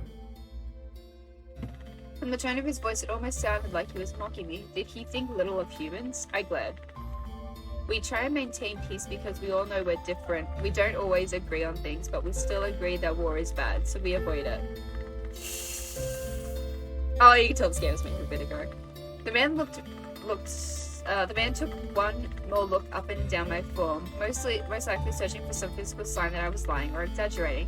When he seemed to notice that I wasn't, he rubbed his chin gently and he leaned back against the table behind him. Humans are such interesting creatures. You have your own societies and countries, ruled by presidents and governments. You are ununited, and yet you thrive. I wonder if the demon world can benefit from such a seemingly ignorant agreement. Was he being serious right now? Why was he being stuck up? I crossed my arms, glaring harder at him. Why does it matter to you that the human world does? You're a demon. Things we do don't affect anything here. Ah, but that is where you are mistaken. The man walked around the table and gestured to the books and maps that had covered the surface. When fighting a war, you need to look at all of the details to try and find the most efficient ways to bring your enemy down. When resolving it, you must be able to not only bring peace, but you must also know how to manage the land you have conquered in the aftermath. Got a point. I looked at the map to see multiple routes and ideas plastered over the parchment. Was he seriously doing this much research of this war, before this war? However, the man simply crossed his arms. Unfortunately, I suppose that research on the human world would be for naught. We are two different worlds, after all. Yours is built on steel and electricity, while our world is flooded with magic and stone. I couldn't believe what I was... Sorry, I just had a thought! Okay, so... Shadow obviously knows about all of this stuff, right? I'm assuming Diana told him some stuff when she went to the human world in the first game. But, does his shadow guards bring stuff and information back? I mean, Harold also, I think, correct me if I'm wrong, came to Demon World to study more magic. So, like, did he... I just thought of, like, how Ariel collects, like, from the Little Mermaid, she collects all her, like, her little stuff that she finds from the human world. I just imagine Shadow doing that. Oh, I'm crying. That's too funny to think about. Oh, okay. That's so funny. I guess it's also true that humans are easily angered. Your expression gives you away so easily. I grabbed before turning on my heel and leaving the library. Rudolph. I was better off in my room. The smug... Did you see that smug little smile? Look at his little face! It's not allowed to be cute! I remained in my room until night came. I was given food which looked like soup. The woman who gave it to me apologized, letting me know that food was scarce until the upcoming harvest, which was a couple of days away. Being that I was only staying for a day, I didn't mind much. I was more concerned over what I was given to eat. It was some sort of stew with mysterious chunks swimming in its broth. It smelled surprisingly good, but who knew how it tasted? I know. So I'm not going to eat it. I was not in the mood to try new things after what I had been through, and this was not something I wanted to try at all. A knock rapped on my door, breaking me out of my train of thought. Huh? Come in. The door opened to reveal Diana holding a plate of things I recognized, bread and cheese. I let out a heavy sigh of relief before Diana... I suggest not trying that. As good as it smells, the taste would not sit well with you. Told ya. Instantly, I moved the bowl into the nearby table. Thankfully, I did not have to try it. Diana handed me the plate and nodded, reassuring me that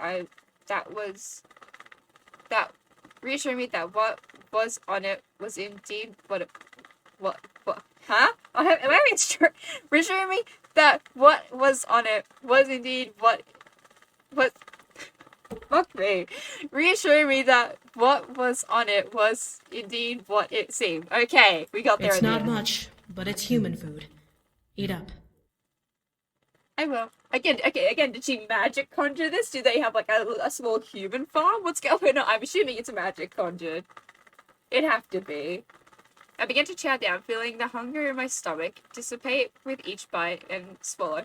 The food I was eating surprisingly was delicious. As I began to crave something to drink, Diana chuckled and formed a small goblet in her hand, filled with clear liquid that I assumed was water. Yeah, so it's magic. It's magic conjured. I took it and drank it down, feeling my thirst quenched before I let out a sigh. That feels so much better. I can tell. Take a moment to finish eating, then we'll head for the ritual. I looked up at Diana, suddenly excited. Everything was prepared for? Was it possible to go home now? As if she read my mind, she smiled and nodded. We finished the main preparations. We just need to head over and we'll start. I couldn't continue eating. My mind went into an obsessive frenzy of wanting to go home. I stood up, moving the plate and goblet to the nearby table. Let's go. Huh? Are you sure? Yeah, let's get the fuck out of here. I nodded, not wanting to waste any more time. I needed to get home, and I was tired of waiting.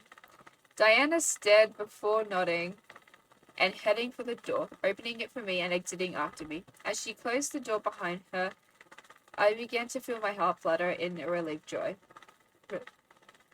Relieved joy. I was heading home. Diana? Jesus. Diana led me down the corridors to the war room where I originally arrived, to reveal the table covered in plants and artifacts of different kinds. None of it made sense to me, but I only assumed that it was what was needed for the spell to work. It just occurred to me, you can see my cursor moving to how I read, so that's fun to see, I guess. Diana walked to the table and took note of what she saw, nodding. This should work. You're in doubt? Have to be after the last time we tried sending her home. Do we have a human anchor? No, you're on your own this time. But we'll make sure you survive casting it. This spell should work, however, because we'll be using energy material. It will only require a slice of your energy on top of these items, which your guard can refill immediately after this. Wink, wink. Just make sure you don't die casting it. Diana smiled at her guard before turning to me. Yeah, see? So, are you ready to return home? She didn't have to ask. I'm ready. Little squeaky noises. Diana nodded once more before turning back to the table. She lifted her arms to over the surface and lowered her head, muttering under her breath. Otrnibris portas, apriat nobis, largiatur exidium, desiderium. The same spell that brought the boys to the human world. Fun fact. As she spoke, the table began to glow as did she. The dark purple aura began to surround her form as she lifted and arched her head back, staring at the ceiling.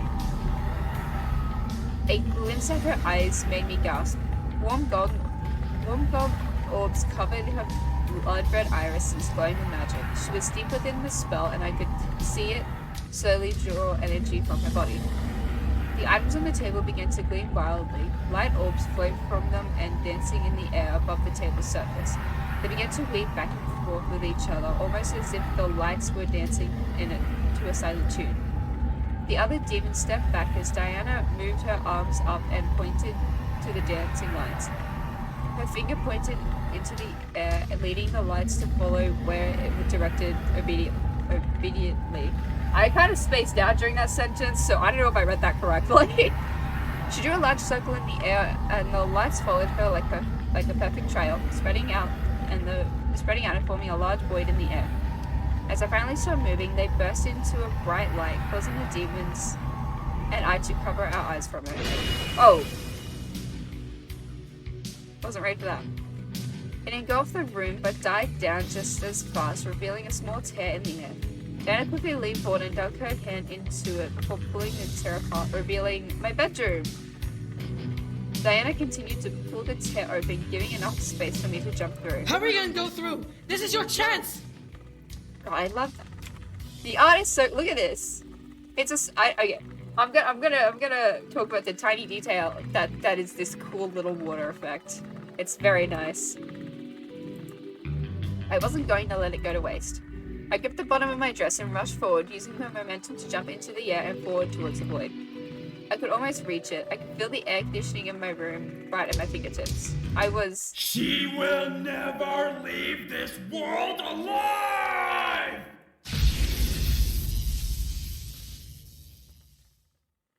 The Demon Lord's voice rang through the air just as I saw my fingertips pass through the tear.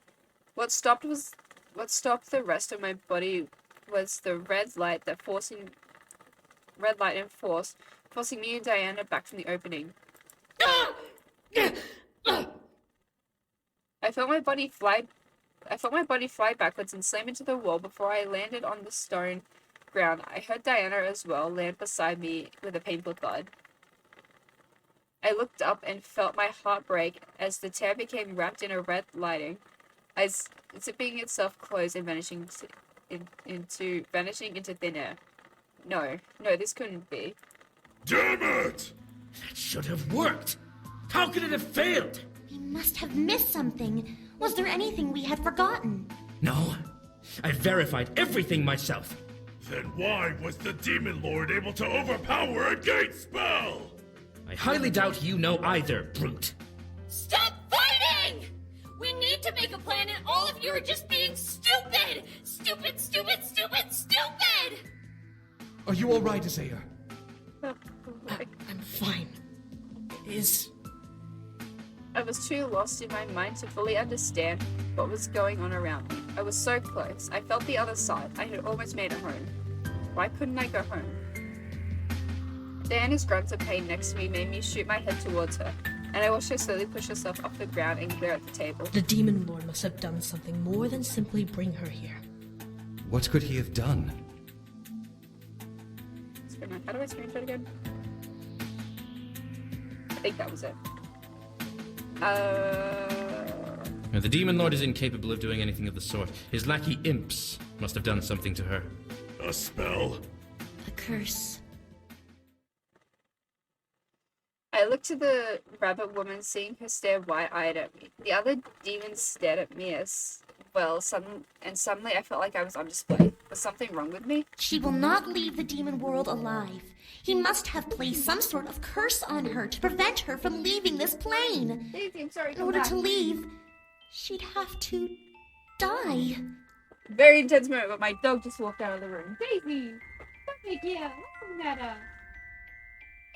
Daisy, I'm sorry, come back. Come back. Get me, baby.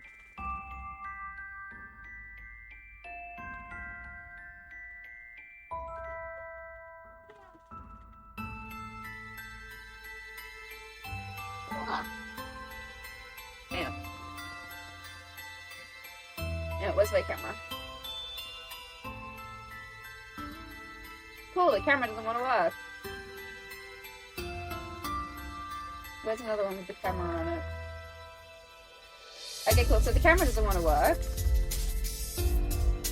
Okay, sorry, you guys can't get dog cam. I will give you water pats. I will give her pats for you.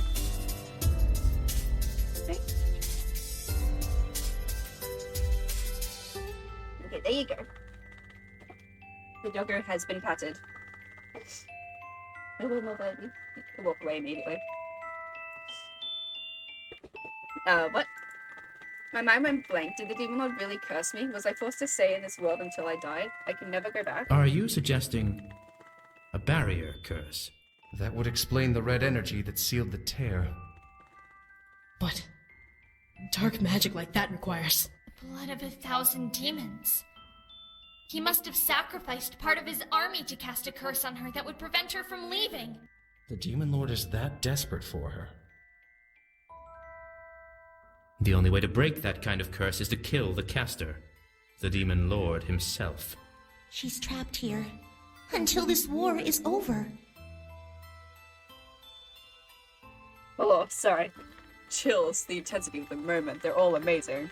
My body began to shiver violently. The demon lord killed 1,000 demons just to trap me here? Why? Why? That it? Yeah, because like, what good would bringing? If you wanted to lure the boys back, fine. But like, I have questions. I slammed my fist into the ground and began to scream. I want to go home. Why? I could feel the sympathy and anger in the room. But I didn't care. I was beyond livid. I was far past broken, and I was seeing red.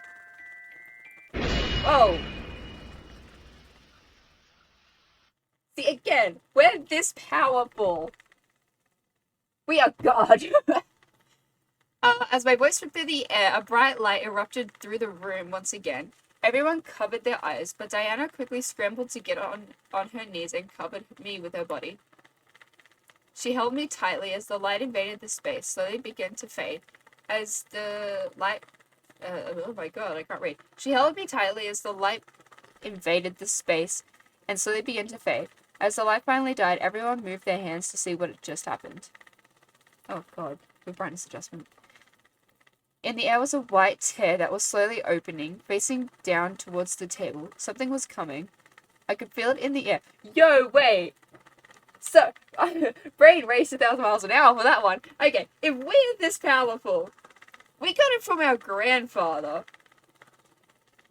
It skipped a whole generation. It went through like, oh, not like a whole like line, because it would have went to his son, which is our dad, and then us. Dude was that ignorant.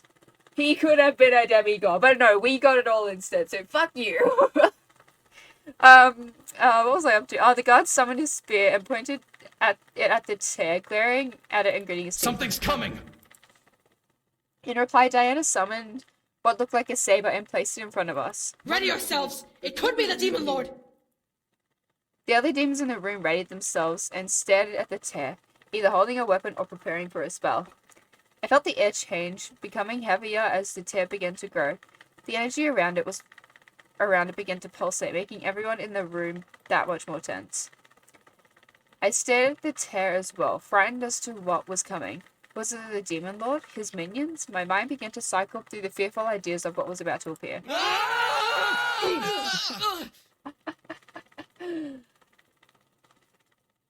I love them! My heart almost stopped. Falling from the tear and landing on the table were the 5 Incubi brothers. They were piled on top of one another, having come through one at a time. However, as the last brother landed, the boys fell onto one side, toppling off the table and landing onto the floor. The rebels around me stared at the fallen pile of Incubi, confused and surprised. As the tear in the air closed, the ogre man was first to lower his sword. What the hell? Who are they? Careful! They could be the Demon Lord's men! Technically. No! That's not Bill. The rebels looked to me as I stood up, Diana following and still protecting me, and I stared at the boys on the ground. They all looked dazed and a bit shell-shocked from having fallen twice in rapid succession. I almost couldn't believe it. There they were, right in front of me. My goodness. My mind couldn't help but remember how I had first met them. They had all been on the floor of my mansion, unconscious and wounded, and now they were in front of me in the demon world. I know them! Look at them! They're amazing! Okay, again. No hate to Game 1 designer. Game 2. Stunning. They look softer. Look at them! Love them. Oh god, okay. They came to rescue me. He came to rescue me. My heart became overjoyed and full of warmth and happiness. I was going to go home. The question was, how? As the sight of the boys kept the demon's attention, a second tear opened above them, causing everyone to look up. 4 women dropped down from the tear and somehow managed to fall into the arms of the Incubi behind Damien. Wow! I gotcha! Okay. Carrie is I'm pretty sure that's her name, is a bad bitch. We love her. She's best girl. I gotcha! It's okay! Eric! I think I talked about this last game. I fully thought that was a headpiece and did not realize they were horns until a closer look. Because I'm just a dumb bitch like that. I also love, game design rant here for a minute, how they've designed her, like, pose. So it's like she has her hand in his. Like, we switch the over, like, that's a cool detail. Good job. I can't remember who did the visuals. Love, I've got you! James! Whoa, are you alright? I said wide-eyed. Their wives came too? We were just that desperate for them to go. I watched as the boys and the girls finally planted themselves on the ground before looking around. Damien's eyes locked onto me and we hurried towards me. Damien! I swerved around Diana and rushed to Damien, meeting him halfway and wrapping my arms around him tightly. I'm so glad you're safe. My boy! I took in his scent, his warmth. He was here in my arms, and I couldn't have asked for anything more. Damien seemed to feel the same as he wrapped his arms around my form and buried his face in my shoulder. That one. Yeah! I tightened my hold on Damien, silently expressing my love and happiness at seeing and feeling him again.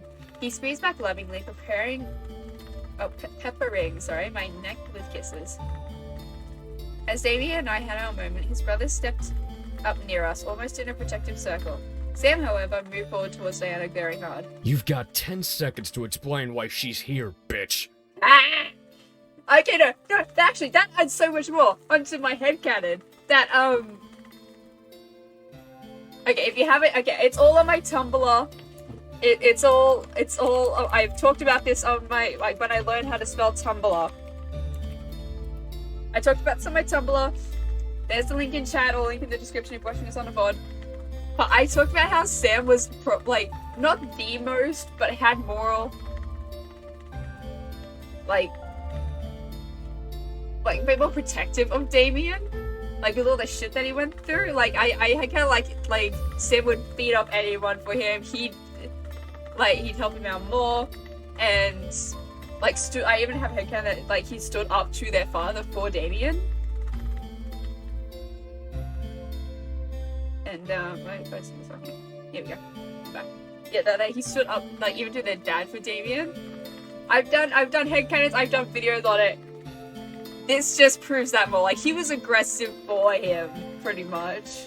I mean, don't get me wrong, Damien would stab a bitch too if he was angered, but I feel like he wouldn't go to that level. Or he would get interrupted before he got to that level. Okay. In Sam's route in the first game, we learned that he would steal food and give it to commoners, because that wasn't allowed. Like, they had to fend for themselves. He probably stole extra for Damien.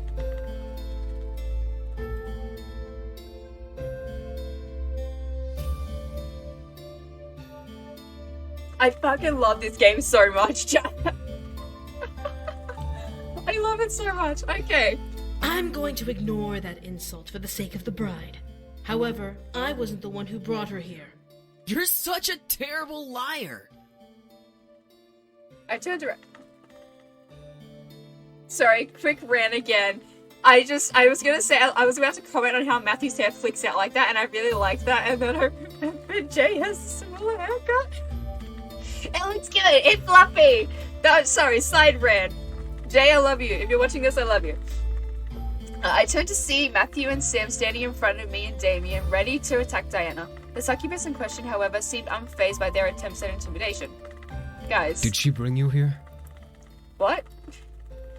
Turning my head back to Damien, I saw a serious look in his eyes. I had only seen that look once before, when Diana had confronted me and showed me his past. I shook my head. Oh.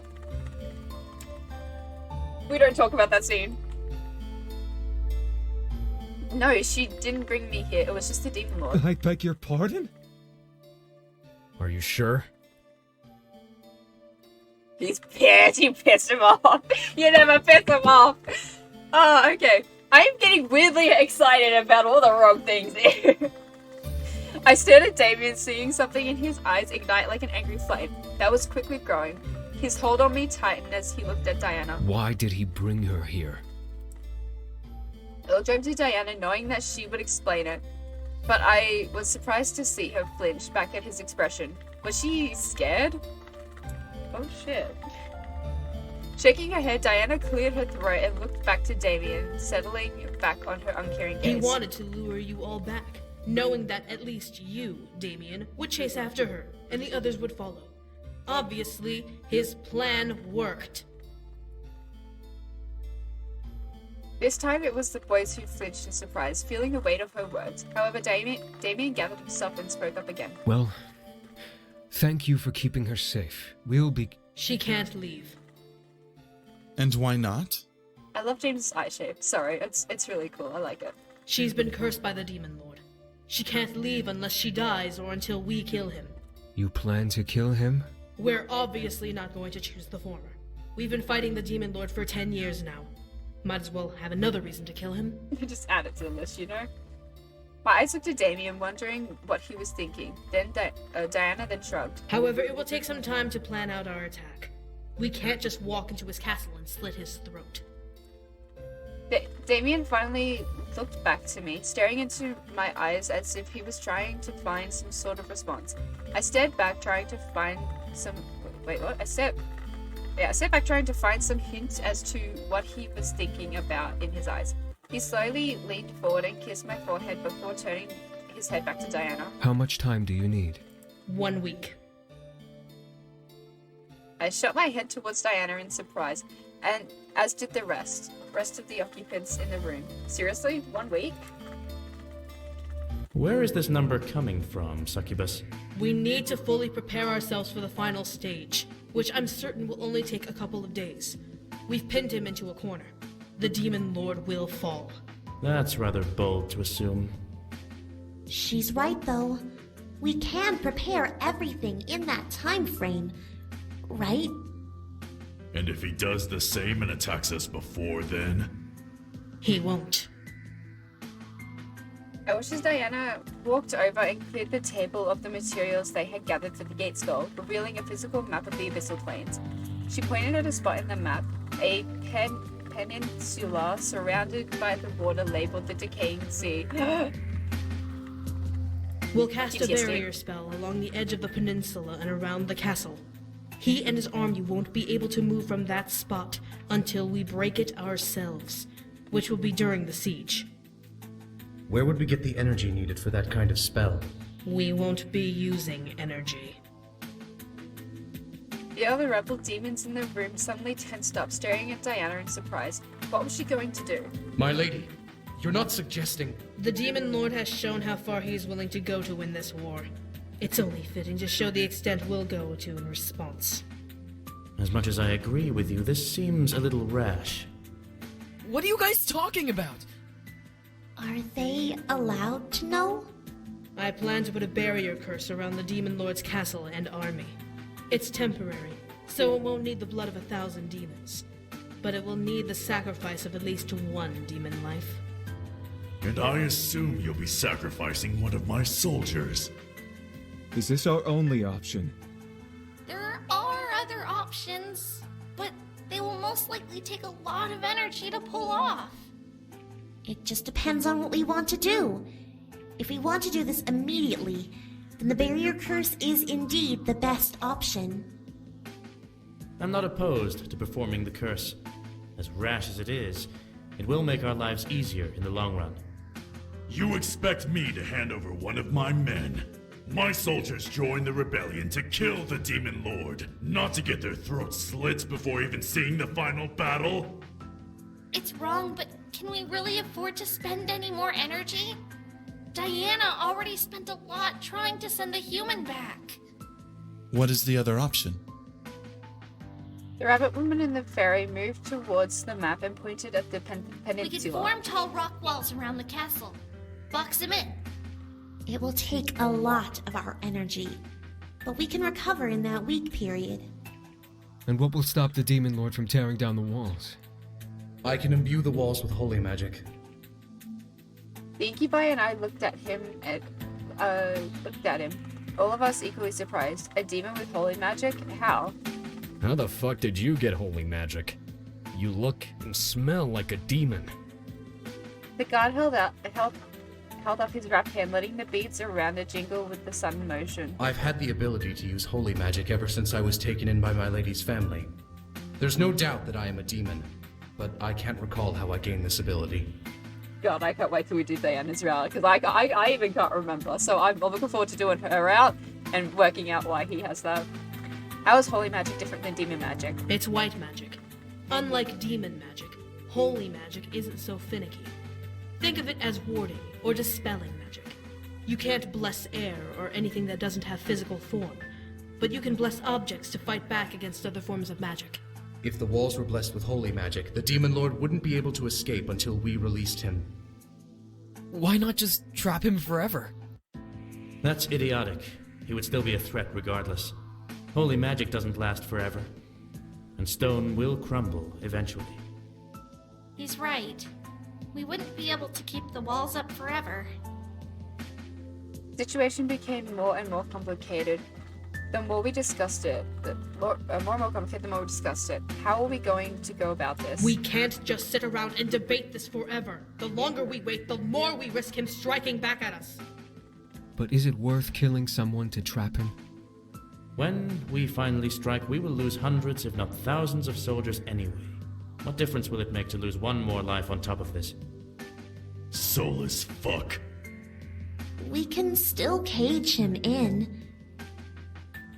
I bit my lip. It was really a tough decision. I always have to pay close attention to the scene because I always forget how each one works. So I'm gonna concentrate, keep a mental track of what does what. Our curse or trap, which one was better? Both had their prices, but we had to choose one. From the look of it, no one wanted to speak up, so I felt the urge to say something. Maybe I would be the one who would determine everything. Which method would be the best choice? Okay, so I'd say the trap because the curse is pretty fucked up. That's something to us. But as much as I am for very petty revenge. It's a trap. Everyone in the room looked up as I finally spoke. We needed to be better than the Demon Lord. He was willing to sacrifice lives to trap me here. But it only showed how desperate he was to win and how little he valued life. He would lose this war one way or another. It wasn't worth losing someone who could help turn the tide of war. When can you put the barrier up? We can leave after this, meeting is over. Are you sure this is the best choice? The curse isn't the only option. We need to show him that we're better than him. Exactly. Everyone nodded, some in reluctance while others did with confidence. I looked at Diana just in time to catch a twitch of her visible eye, but she shook her head and looked down at the rabbit. Are you quite positive this will work? I am very certain. Since it will be just 3 of us going, we can shadow travel there and be back by the morning. Diana looked at her guard and nodded. Very well. If you believe it will work, then I trust you will make sure it does. As the guard nodded and slightly bowed, the other demons seemed to let out a sigh of relief. Were they worried about performing the curse? Diana shook her head before crossing her arms and looking directly at me. So, since you'll be here for a while, we might as well give you names that you can use to refer to everyone here. Are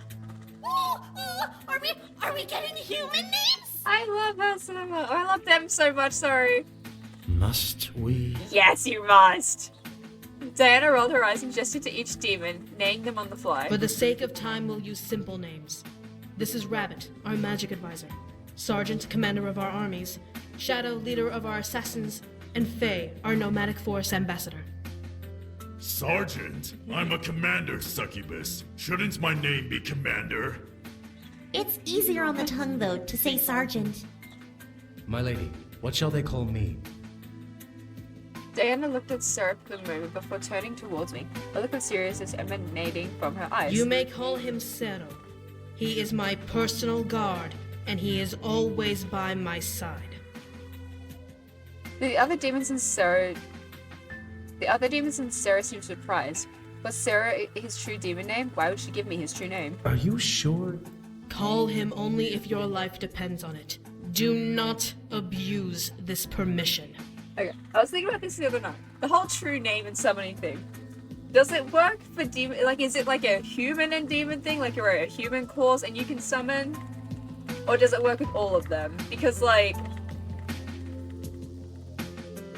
or do you have to actually, like, I don't know, like, use, like, some magic force with you to summon them? I have, like, like, because if you just casually said their name, would you summon them? Or do you have to use some sort of, like, magic as you speak? Or do you just only refer to them when you're summoning them? I think there is an answer, but I forgot it. I seemed to burn as she gazed into mine, full of hard intent and warning. I mentally noted her seriousness as she ran her hand through her hair. Well, now that we have a plan and introductions are out of the way, I believe we can end this meeting. We have a lot to accomplish in 1 week. What about us? You don't expect us to sit around. Actually, I do. You all don't belong on the battlefield. Excuse me? Just hold on I will not take untrained and unarmed beings into a war zone. Hold on. I interjected, stepping forward and crossing my arms at Diana. She seriously wasn't going to make us stay back while she fought the Demon Lord, was she? We can fight too. We know Taekwondo. Diana squinted at me. That's not going to do us any good here, but it's just a fun fact. Diana squinted at me, pressing her lips together into a fine line. However, I meant what I said. We can fight too. You expect me to trust that you can fight in a war?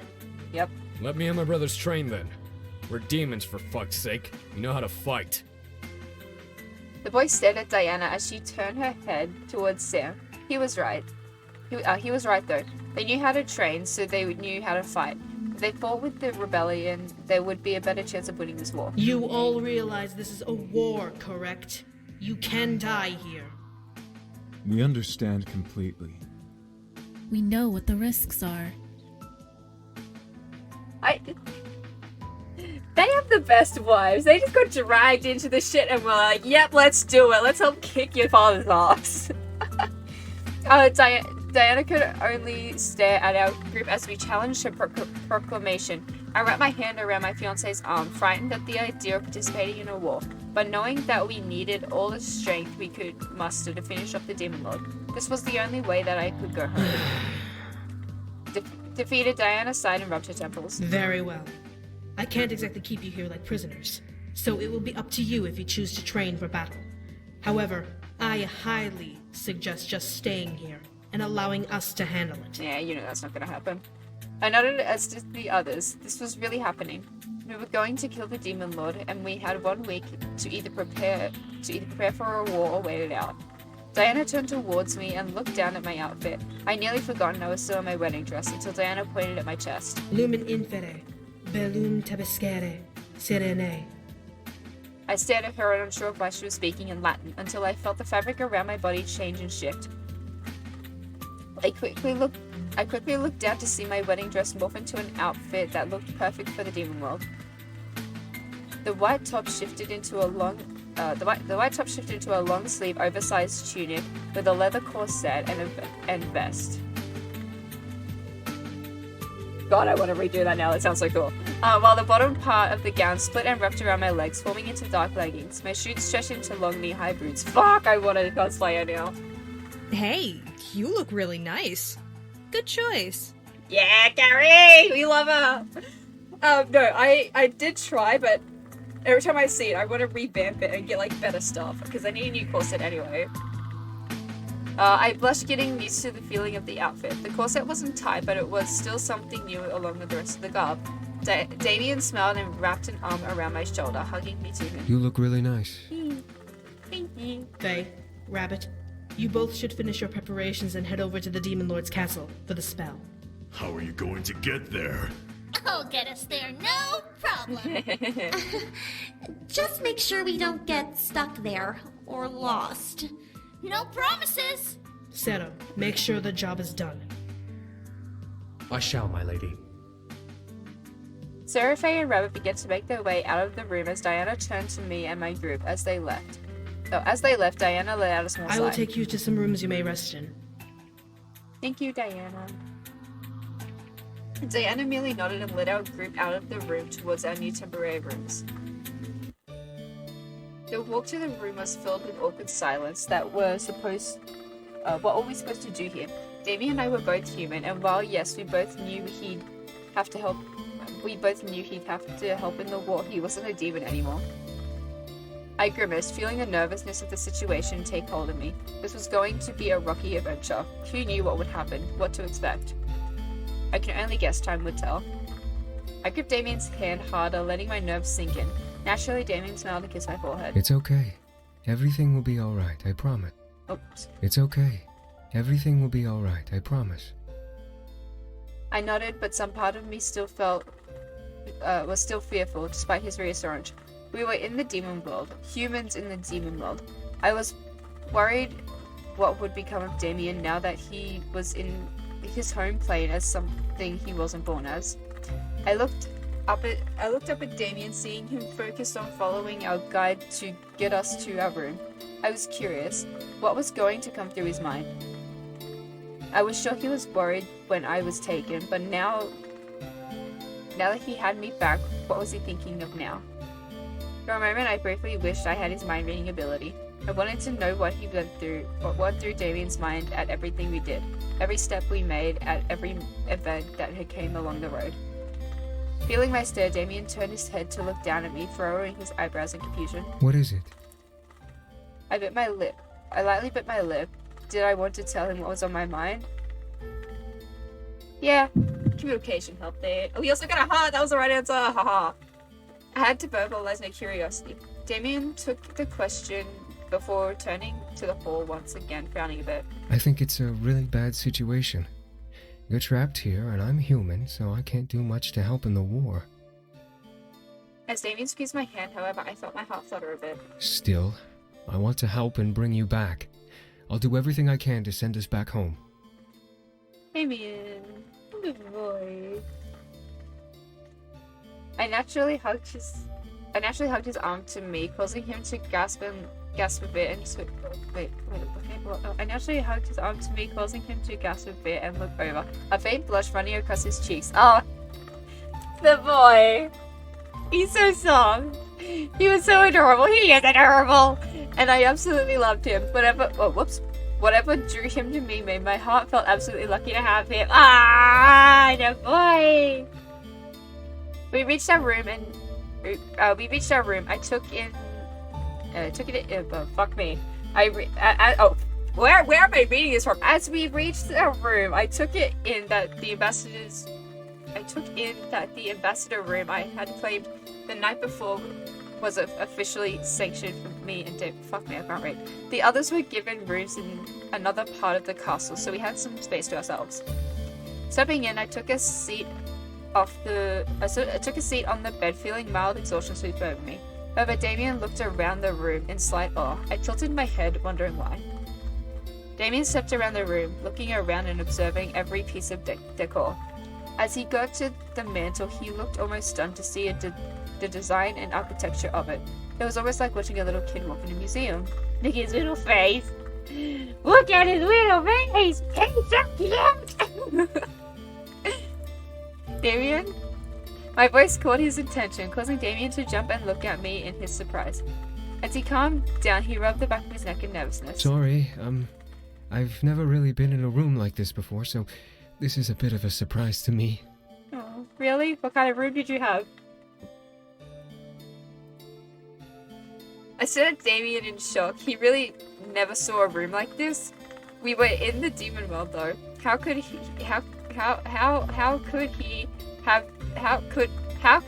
I'm having a stroke, guys. How could have this been not familiar to him? I was positive that he would have at least seen a room like this in his time here. Damien shook his head in reply. I never had a room growing up.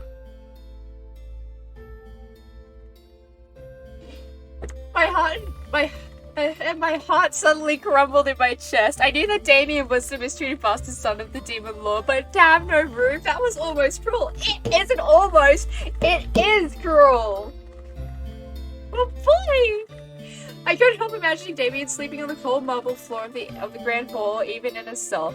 My soul began to weep for him, but I knew that it was just better to ask him about his experience than assume the absolute worst cases. Nah, mate, assume the worst. Assume the worst.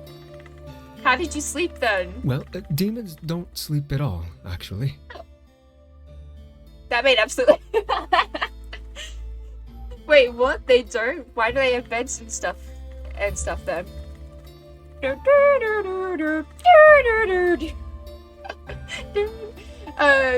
Damien blushed a bit with a grimace across his lips. Well, other than having, sex, demons rest. Like lying down and reading or something like that, but demons never close their eyes for long. It opens them up to being taken advantage of. Then how the heck do demons function? With energy and food. As long as a demon has both, or at least one or the other, they can keep functioning without needing to sleep. Lying down simply lets them stop using their energy. Then what about the human world, where you and the others pretending to sleep? Damien shook his head, driving another confused wedge in my brain. What? Demons could sleep then, but only if they wanted to. But they absolutely didn't need to, so they didn't have to. Damien laughed a bit at my confusion. When we went to the human world, we got to experience sleep for the first time.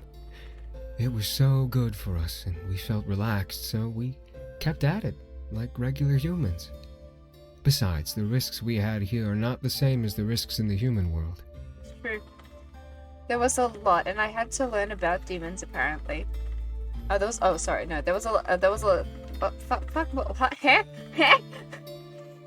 still a lot I had to learn about demons, apparently. Not that I needed to know, but my curiosity about them grew the more I learned about them. Damien smiled and walked over to sit beside me and kiss my cheek. I think we'll be safe to sleep, though. This is Lilith Castle, after all. I'm sorry, all I can think about is Jonah stuffing up saying Lilith. I love you, Jonah. Lilith Castle, this place has a name? With a nod, Damien pointed over at the mantle, tracing through the air at the markings in the stonework. If I remember right, James told me about the first succubus, Lilith, and how she gave birth to incubi and succubi from this very castle. Diana is her descendant, so she now owns this place. Whoa. So Diana really was a princess. I was a bit surprised to confirm the fact, but in the end it made sense. She had the attitude of one, that was for sure. Well, hell. Damien wrapped an arm around my shoulder and smiled. At least we'll get some good sleep tonight. We better. I could feel that we would be okay in our room. The castle was well fortified from what I knew, and Diana seemed to be on top of making sure everything ran smoothly, as did the other rebel leaders. Everything was like a well-oiled machine. I laid my head on Damien's shoulder, letting out a small sigh. I'm sorry. Huh? For what? I looked up at Damien, remembering that I had been gone an entire day. I must have worried him sick and made everyone else go crazy at my absence, not only from the wedding, but from the entire human world. For going missing, I was gone for a whole day. Damien stared at me for a moment, smiling and kissing my forehead. Were you really here a whole day? I furrowed my eyebrows, staring at him and trying to figure out if he was joking or being serious. Seeing my expression, Damien let out a small laugh and hugged me to his side. To me, you were only gone for about 4 or 5 hours. Wait, what?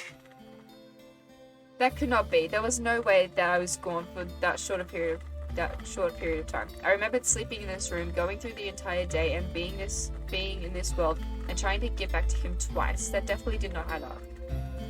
With a small smirk, Damien released me and placed his hand on my head. Time runs differently between the human and demon world.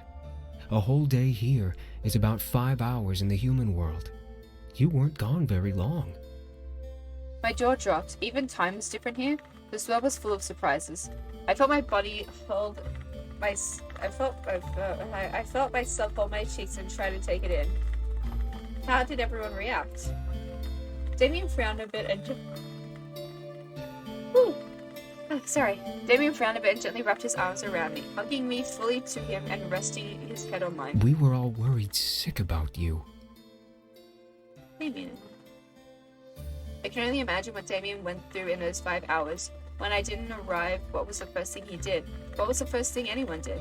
I felt guilty, and I also knew that what we had happened was out of our hands. Damien let out a small sigh and kissed my head. When you didn't show up, we sent the girls to find you while my brothers managed to wipe everyone's memories and delay the wedding for a couple of days. We didn't know how fast it would take us to find you. Damien's grip tightened around me as he pulled me even closer to him. I had to rely on my brothers to find you. There was no clue to where you were taken, so I had to sit and wait until they managed to locate you, here. Then we came. Then you came.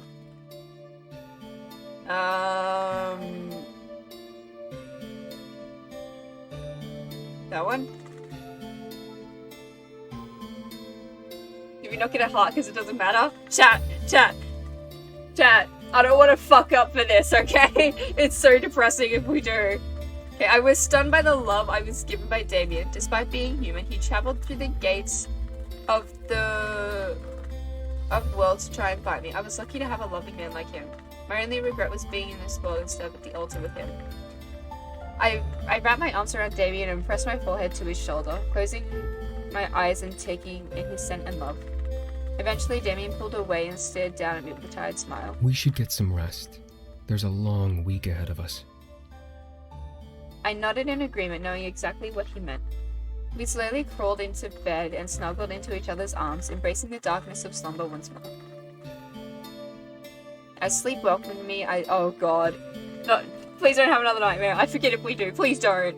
As sleep welcomed me, a thought ran through my mind. What would happen? Obviously the boys would help fight in the war, but what about Damien? He was indeed human and he had no abilities to use as such. Then again, maybe he could still use magic as a human. Carrie was able to do it. Carrie was able to do so, and she was human, but she was a witch, trained in magic. Damien's abilities came with his demon side, which he no longer had. How can he fight then? Yeah, she knows. The question floated around my mind in my dream, and as I drifted to a calm, peaceful sleep. Oh, thank God. Why can't I sleep? Uh-oh. Something's wrong. Something is indeed wrong, boy. You're in the demon world, and you won't even acknowledge your demon side. Huh?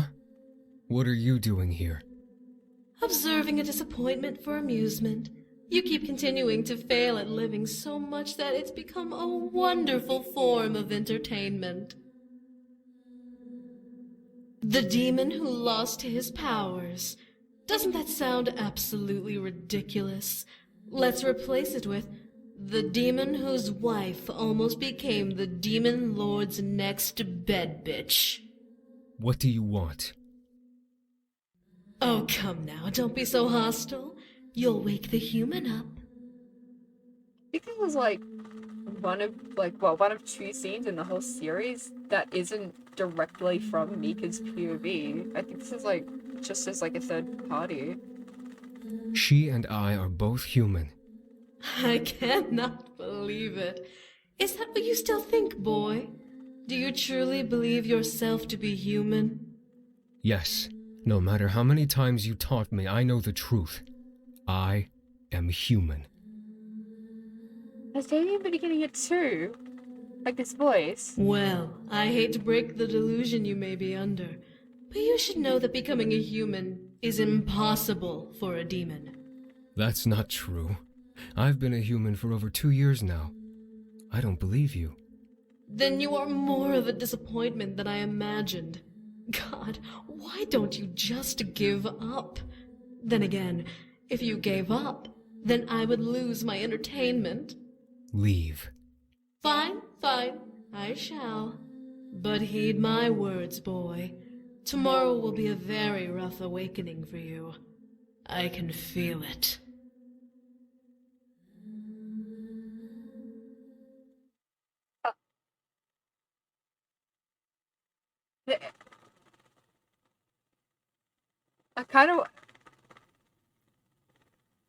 Part of me wants to cut it off here, but as like a cliffhanger.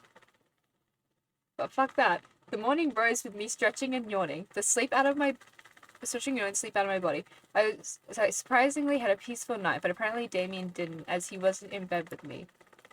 My boy, what's wrong? I mean, I know what's wrong, but don't be sad.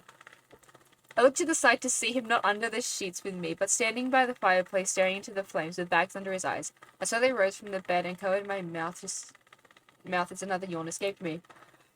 I say that. You made me yawn. Oh shit, okay. Damien? At the sound of my voice, Damien looked over, eyes glazed over in exhaustion. I could tell that something had kept him up, so I slid my legs off the bed and walked over to him, wrapping my arms around him. What's wrong? I looked up to his violet and blue eyes, trying to find an answer within them. Despite it being impossible, whatever it was that was keeping him up, that kept him up, I wanted to know and try to help. Still, Damien remained silent. His arms, however, wrapped themselves around my form and gently pulled me against his body, leaning his forehead against mine. With a soft, tired sigh, Damien closed his eyes and gave me a small squeeze. Did you sleep well? Don't touch the fucking question! My boy, no. I nodded, but remained concerned. If something was wrong, I wanted to know and try helping him get over it. Still, Damien had nothing and just smiled at me. Good. That's good. My boy, please. Yeah, what about you? I needed to know what was wrong. Something about Damien didn't seem to be okay, and I wanted to see what I could do. Damien simply stared down at me, exhaustion plaguing his eyes before shaking his head. Nothing's wrong. At least, I don't think so. My boy. Then why do you look so tired? Damien pressed his lips together and looked down at the space between us, almost in shame. What was he hiding? I didn't sleep much last night. Sorry. I furrowed my eyebrows and cupped his cheeks. He was warm, probably from sitting in front of the fire for so long. Still, I was now worried for Damien.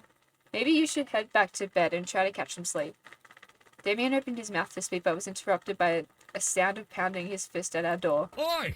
Got some food! Let us in! Ah, Sam! Rise and shine! Gary! Oh, I love them so much.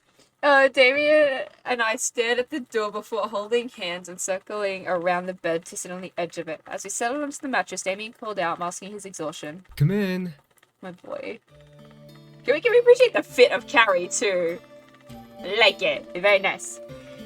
The door opened to reveal the other incubi and their wives who began to slowly file in each with a plate of food in their hands. Carrie and Sam, however, had two each and passed the extra plates. There you go. Thanks, There Carrie. you go, bro. Thank you, Sam. Oh, I love them. I love them so much.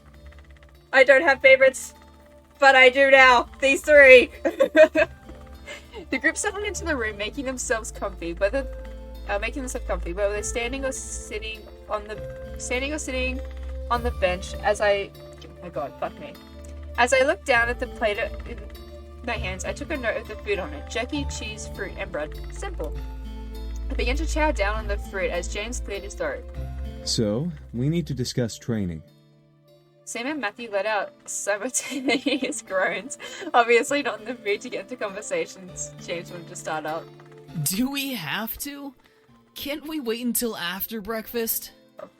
As much as I would agree, we are strapped for time. We need to settle a plan, and soon. We train like we used to do. Go and kick the bastard's ass, and we go home. Done. I love him so much. I also just realized he's not wearing a shirt under that, so that's interesting to know. Sam began to stuff his face, finished saying his piece. As James finished the bridge of his nose and let out a sigh of irritation, Carrie grabbed Sam's shoulder and shook it slightly, making him look up at her. As awesome as you are, I don't think that'll be enough. Indeed. We may be 5 strong, but we'd still be going up against the man who has always been stronger than all of us combined. We need to think logically about this. Well, not to bring up the elephant in the room, but aren't you guys kind of downy, brother? At least demon-wise? She has cat stockings. She has cat... Chat, you gotta move. She has cat stockings. I love them. Superior fashion methods. You guys sit on my lap.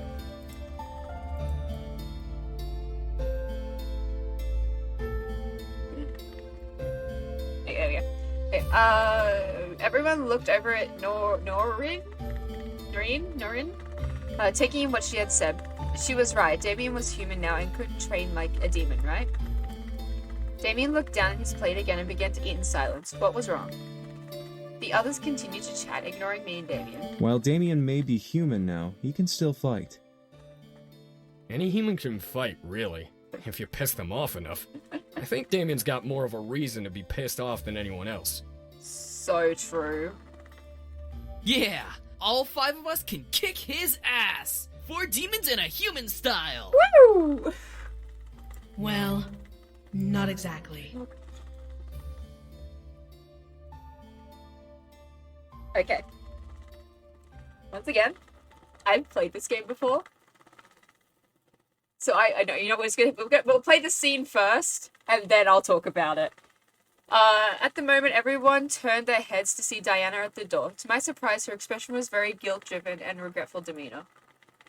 Something in my gut began to churn. What did Diana mean? What did she have in mind? Not exactly? You're not exactly down a brother. At least not in the sense you are insinuating. Diana stepped further into the room, placing... Look at where you came from, look at you now. Jessica! Hi! Thank you so much for the raid!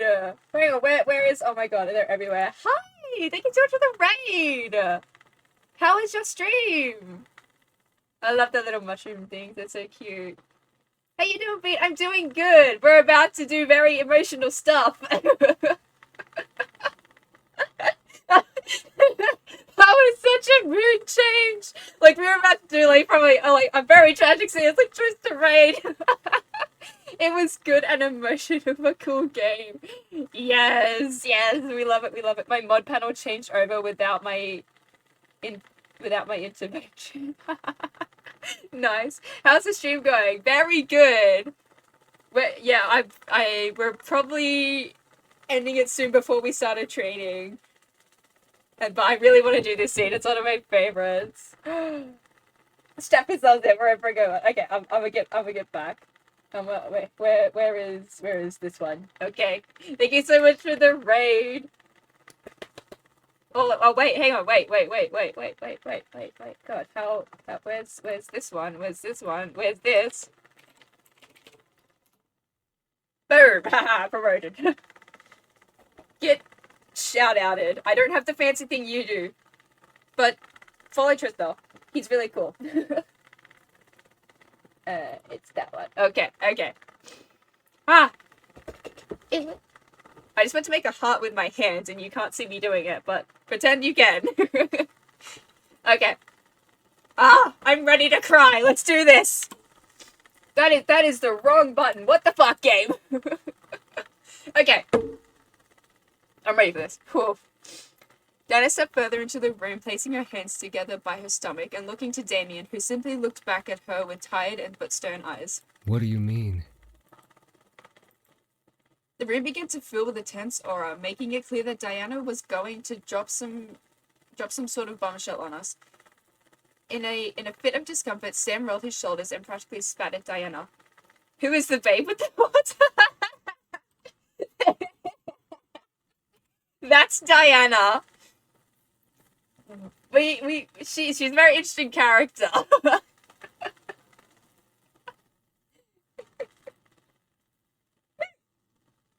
Just her, I love you so much. Me like. You'll have to vote for her route next after Damien's, because we're doing his route now. But no, she's a very interesting character, like a villain, but yeah, she's one of the villains that you hate to love sort of thing. Like, depending whose route you're playing.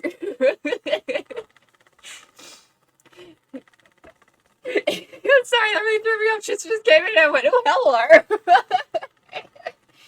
I love you, Trista. Ooh, best kind. Yes, I agree. Whew, okay. Damn it. Whew, okay. I'm good. Love you too, just Okay. We got this. Whoa, serious mode. Very intense scene.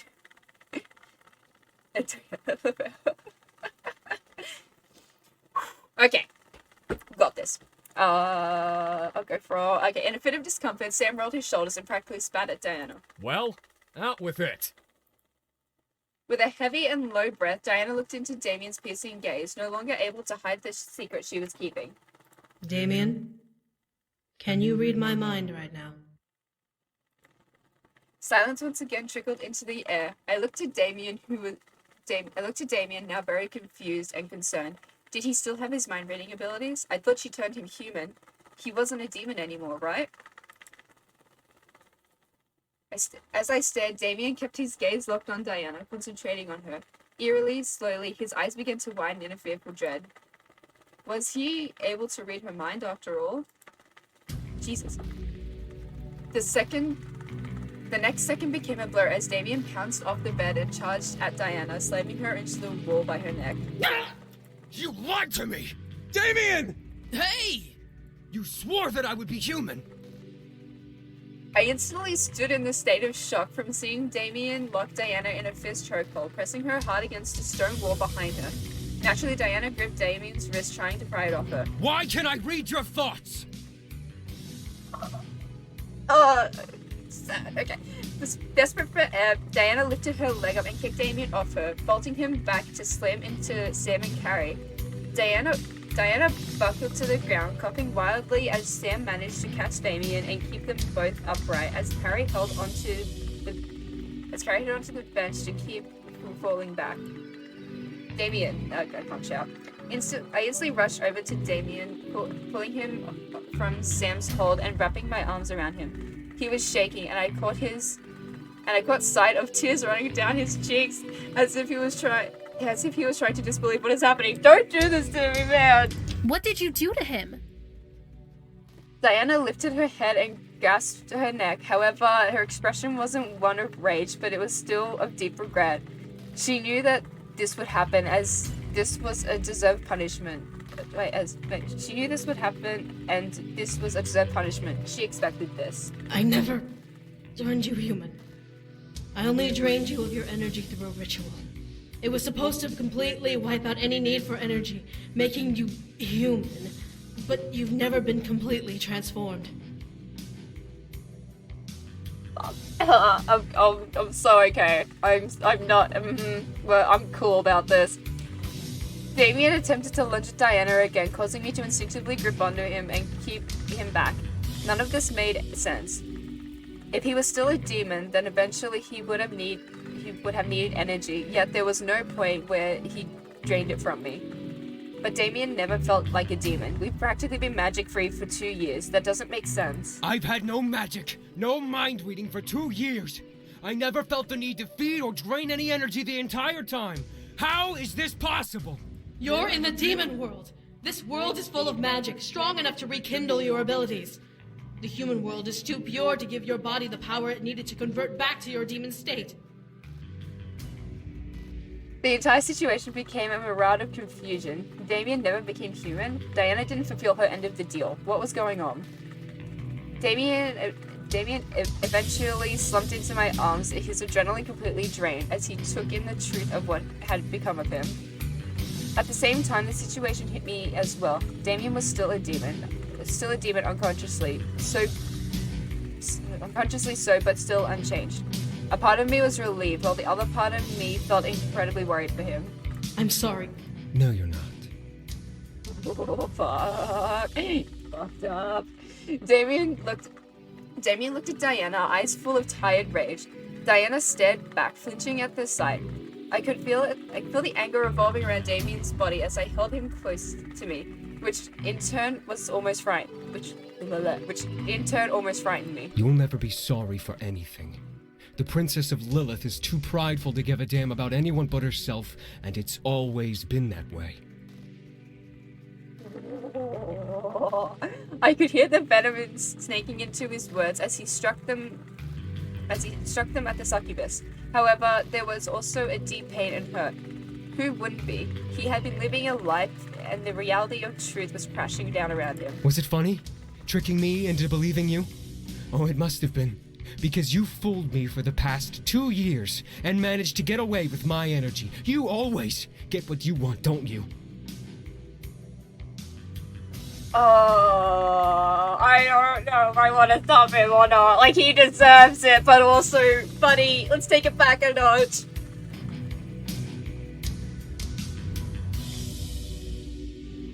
I don't know.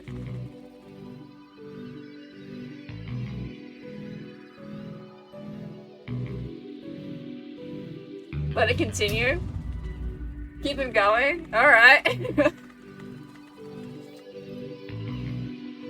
He was right. This was unfair. Diana swore to make him human and she tricked him into believing she had. Despite the cruel tone of Damien's words, Diana deserved to hear each one. Yeah, fuck Diana. Fuck Diana. I'm getting mad at her. Diana slowly stood and rubbed the back of her neck, rogue tears running down her face, but her expression contorted into one of cold hatred. Well, the joke's on me then. I returned to see my kingdom in flames and my family gruesomely slaughtered. So I guess I didn't get what I wanted either. Oof. That caused silence to engulf the room. That news formed a dark pit in my stomach, forcing me to imagine such a scene and shake it out of my thoughts furiously. Damien didn't speak instead. Damien didn't speak. Instead, he moved and sat down to the bed. His head in his hands as he curled over his knees. I followed, wrapping my arms around him comfortingly. Damien's brothers, however, each took a step towards Diana. Give Damien his energy back. Impossible. Like hell it is! If he's still a demon, he needs his energy to fight. I've spent the last 10 years fighting the Demon Lord with both of their energies. I'm not as powerful as I was then, so I no longer have the ability to give him anything without risking my life. Who said we gave a damn about you? Oh, I love you, Sam. Sam stepped to Diana, leaning nose to nose with her. His anger flared around his body, giving him an intimidating warning that didn't seem to faze her. You fucked over our brother. We don't give a shit about what happened because of your fuck-up. You're gonna fix this, or else. Ah, my god. That's enough, Sam. That goes onto my theory that Sam just, basically did all, the beatings for Damien. Ah, but boys, I love him so much. Ah. Eric, seemingly the only sensible one in the group of the incubi, grabbed onto Sam's shoulder and pulled him away from Diana. Sam gave in, still glaring at the Stuckies before sitting down beside his wife on the bench. I, however, became torn. What was going to happen now? Damien was a demon again and was getting his powers back, yet Damien didn't want his powers back at all, even at the risk of being the odd brother out. This entire situation became a... Hang on a minute. Became... I've got this. Hang on.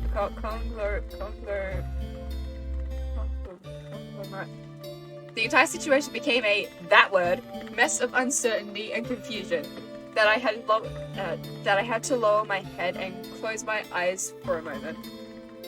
Diana wiped her eyes, letting out a small sigh before she glanced around the room. I will do what I can to fix this issue. For now, however, you can correctly assume that the 5 of you are all demons and can fight with your incubus abilities. Oh, whoops. Wrong button. With a cold glare, Diana locked eyes with Sam. As she spoke, Sarah, who had only just entered the room, stepped behind Diana to add to her intimidation. And if any of you dare step up to me and threaten me again, you will not live to see the final battle. Power couple. We love them. Sam moved to stand, sudden anger flashing through his expression, before Carrie grabbed hold of his arm and pulled him back down to sit beside her. Diana closed her eyes and took a breath before crossing her arms and regaining her professional composure. The air was filled with anxious irritation, but we had to let it go for now. We would hash everything out at a later time, but for now, we had to focus on what was going to bring me and Damien home. Okay, Okay, I'm gonna leave it there, because then that's when we get into the training and everything, and that scene of the in-between, so I'm gonna save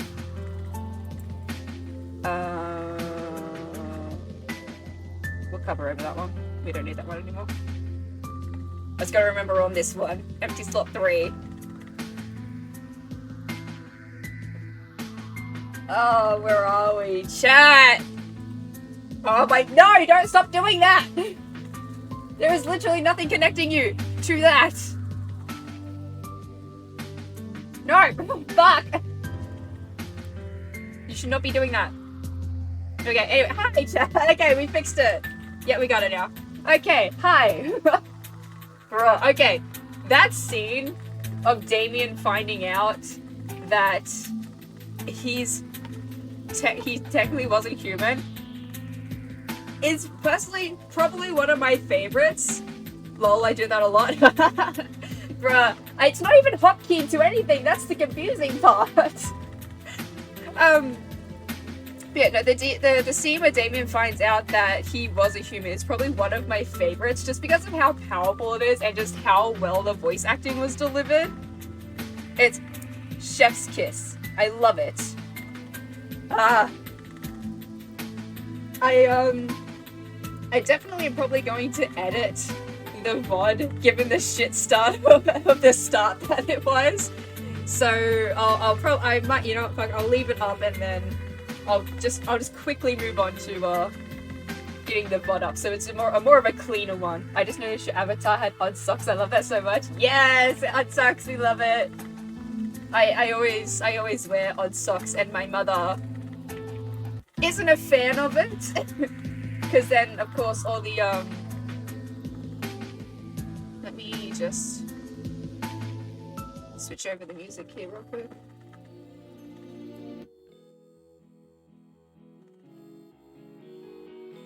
There we go. But yeah, no, I always I'll get like different colored socks, or just ones that don't match in general, and I'll just wear them because who's gonna tell anyway? Who's gonna notice anyway? And my mom's like, "Can you just wear the same ones so they match up?" And I'm like, "No, odd socks." But yes, one was originally green, but it wouldn't have blended in with the background. But yes, I love the odd socks. I think all the VTubers, if there's any chance to reveal like socks of my whether it's like a PNG tuber like this, I always give them odd socks. It's funny. But yeah, so that was that route, or start of that route. Knowing me, that I like to be extra, because I genuinely did enjoy making the first recap. I'll make another edited recap for next stream. So it's gonna be like another video one. It won't be as long, hopefully. But I look forward to doing that. It's going to be fun. We gonna cry some more. Let me just fix that up. But yeah, I hope you all keeping hydrated as well. Do a hydrate check on yourselves. Ugh. I'm just gonna wait for this ad to finish so I can read this person. Where is my chat's over here? Why did I look up to my other screen? Okay, I'm gonna shoot is over to 16-bit, and while that's going over, I actually should grab more water. Thank you. Yes, go get hydrated. Hydrate checks are important. I have been told apparently I need to be drinking like 4 liters a day, and I was like, well, you're in for a rude fucking shock. Why won't it let me? Oh, it's slash. I kept going exclamation mark raid. Haha. But yes, keep hydrated. Just keep being your amazing selves. I need to learn how to type faster. My god. I can't ad-lib for that long. Okay, I'm gonna switch over to 16-bit, who is crafting. Nice. Wait, was it a capital? Okay, no, it wasn't. Okay. Thank you so much for joining the stream, guys. Thank you again, Trista, for the raid. You are so fucking cool. And I will catch you guys next time. I don't know if we'll be continuing this game or doing something else. Time will tell. But yeah. Thank you for joining. I apologize for the chaotic start. I love you, you're so fucking cool. You're so fucking good. Okie dokie. I love you, everyone. I'll see you next time. Where's my ending scene? God damn it. Okay, there it is. Okay, I found it. Okay, love you all, everybody. Bye.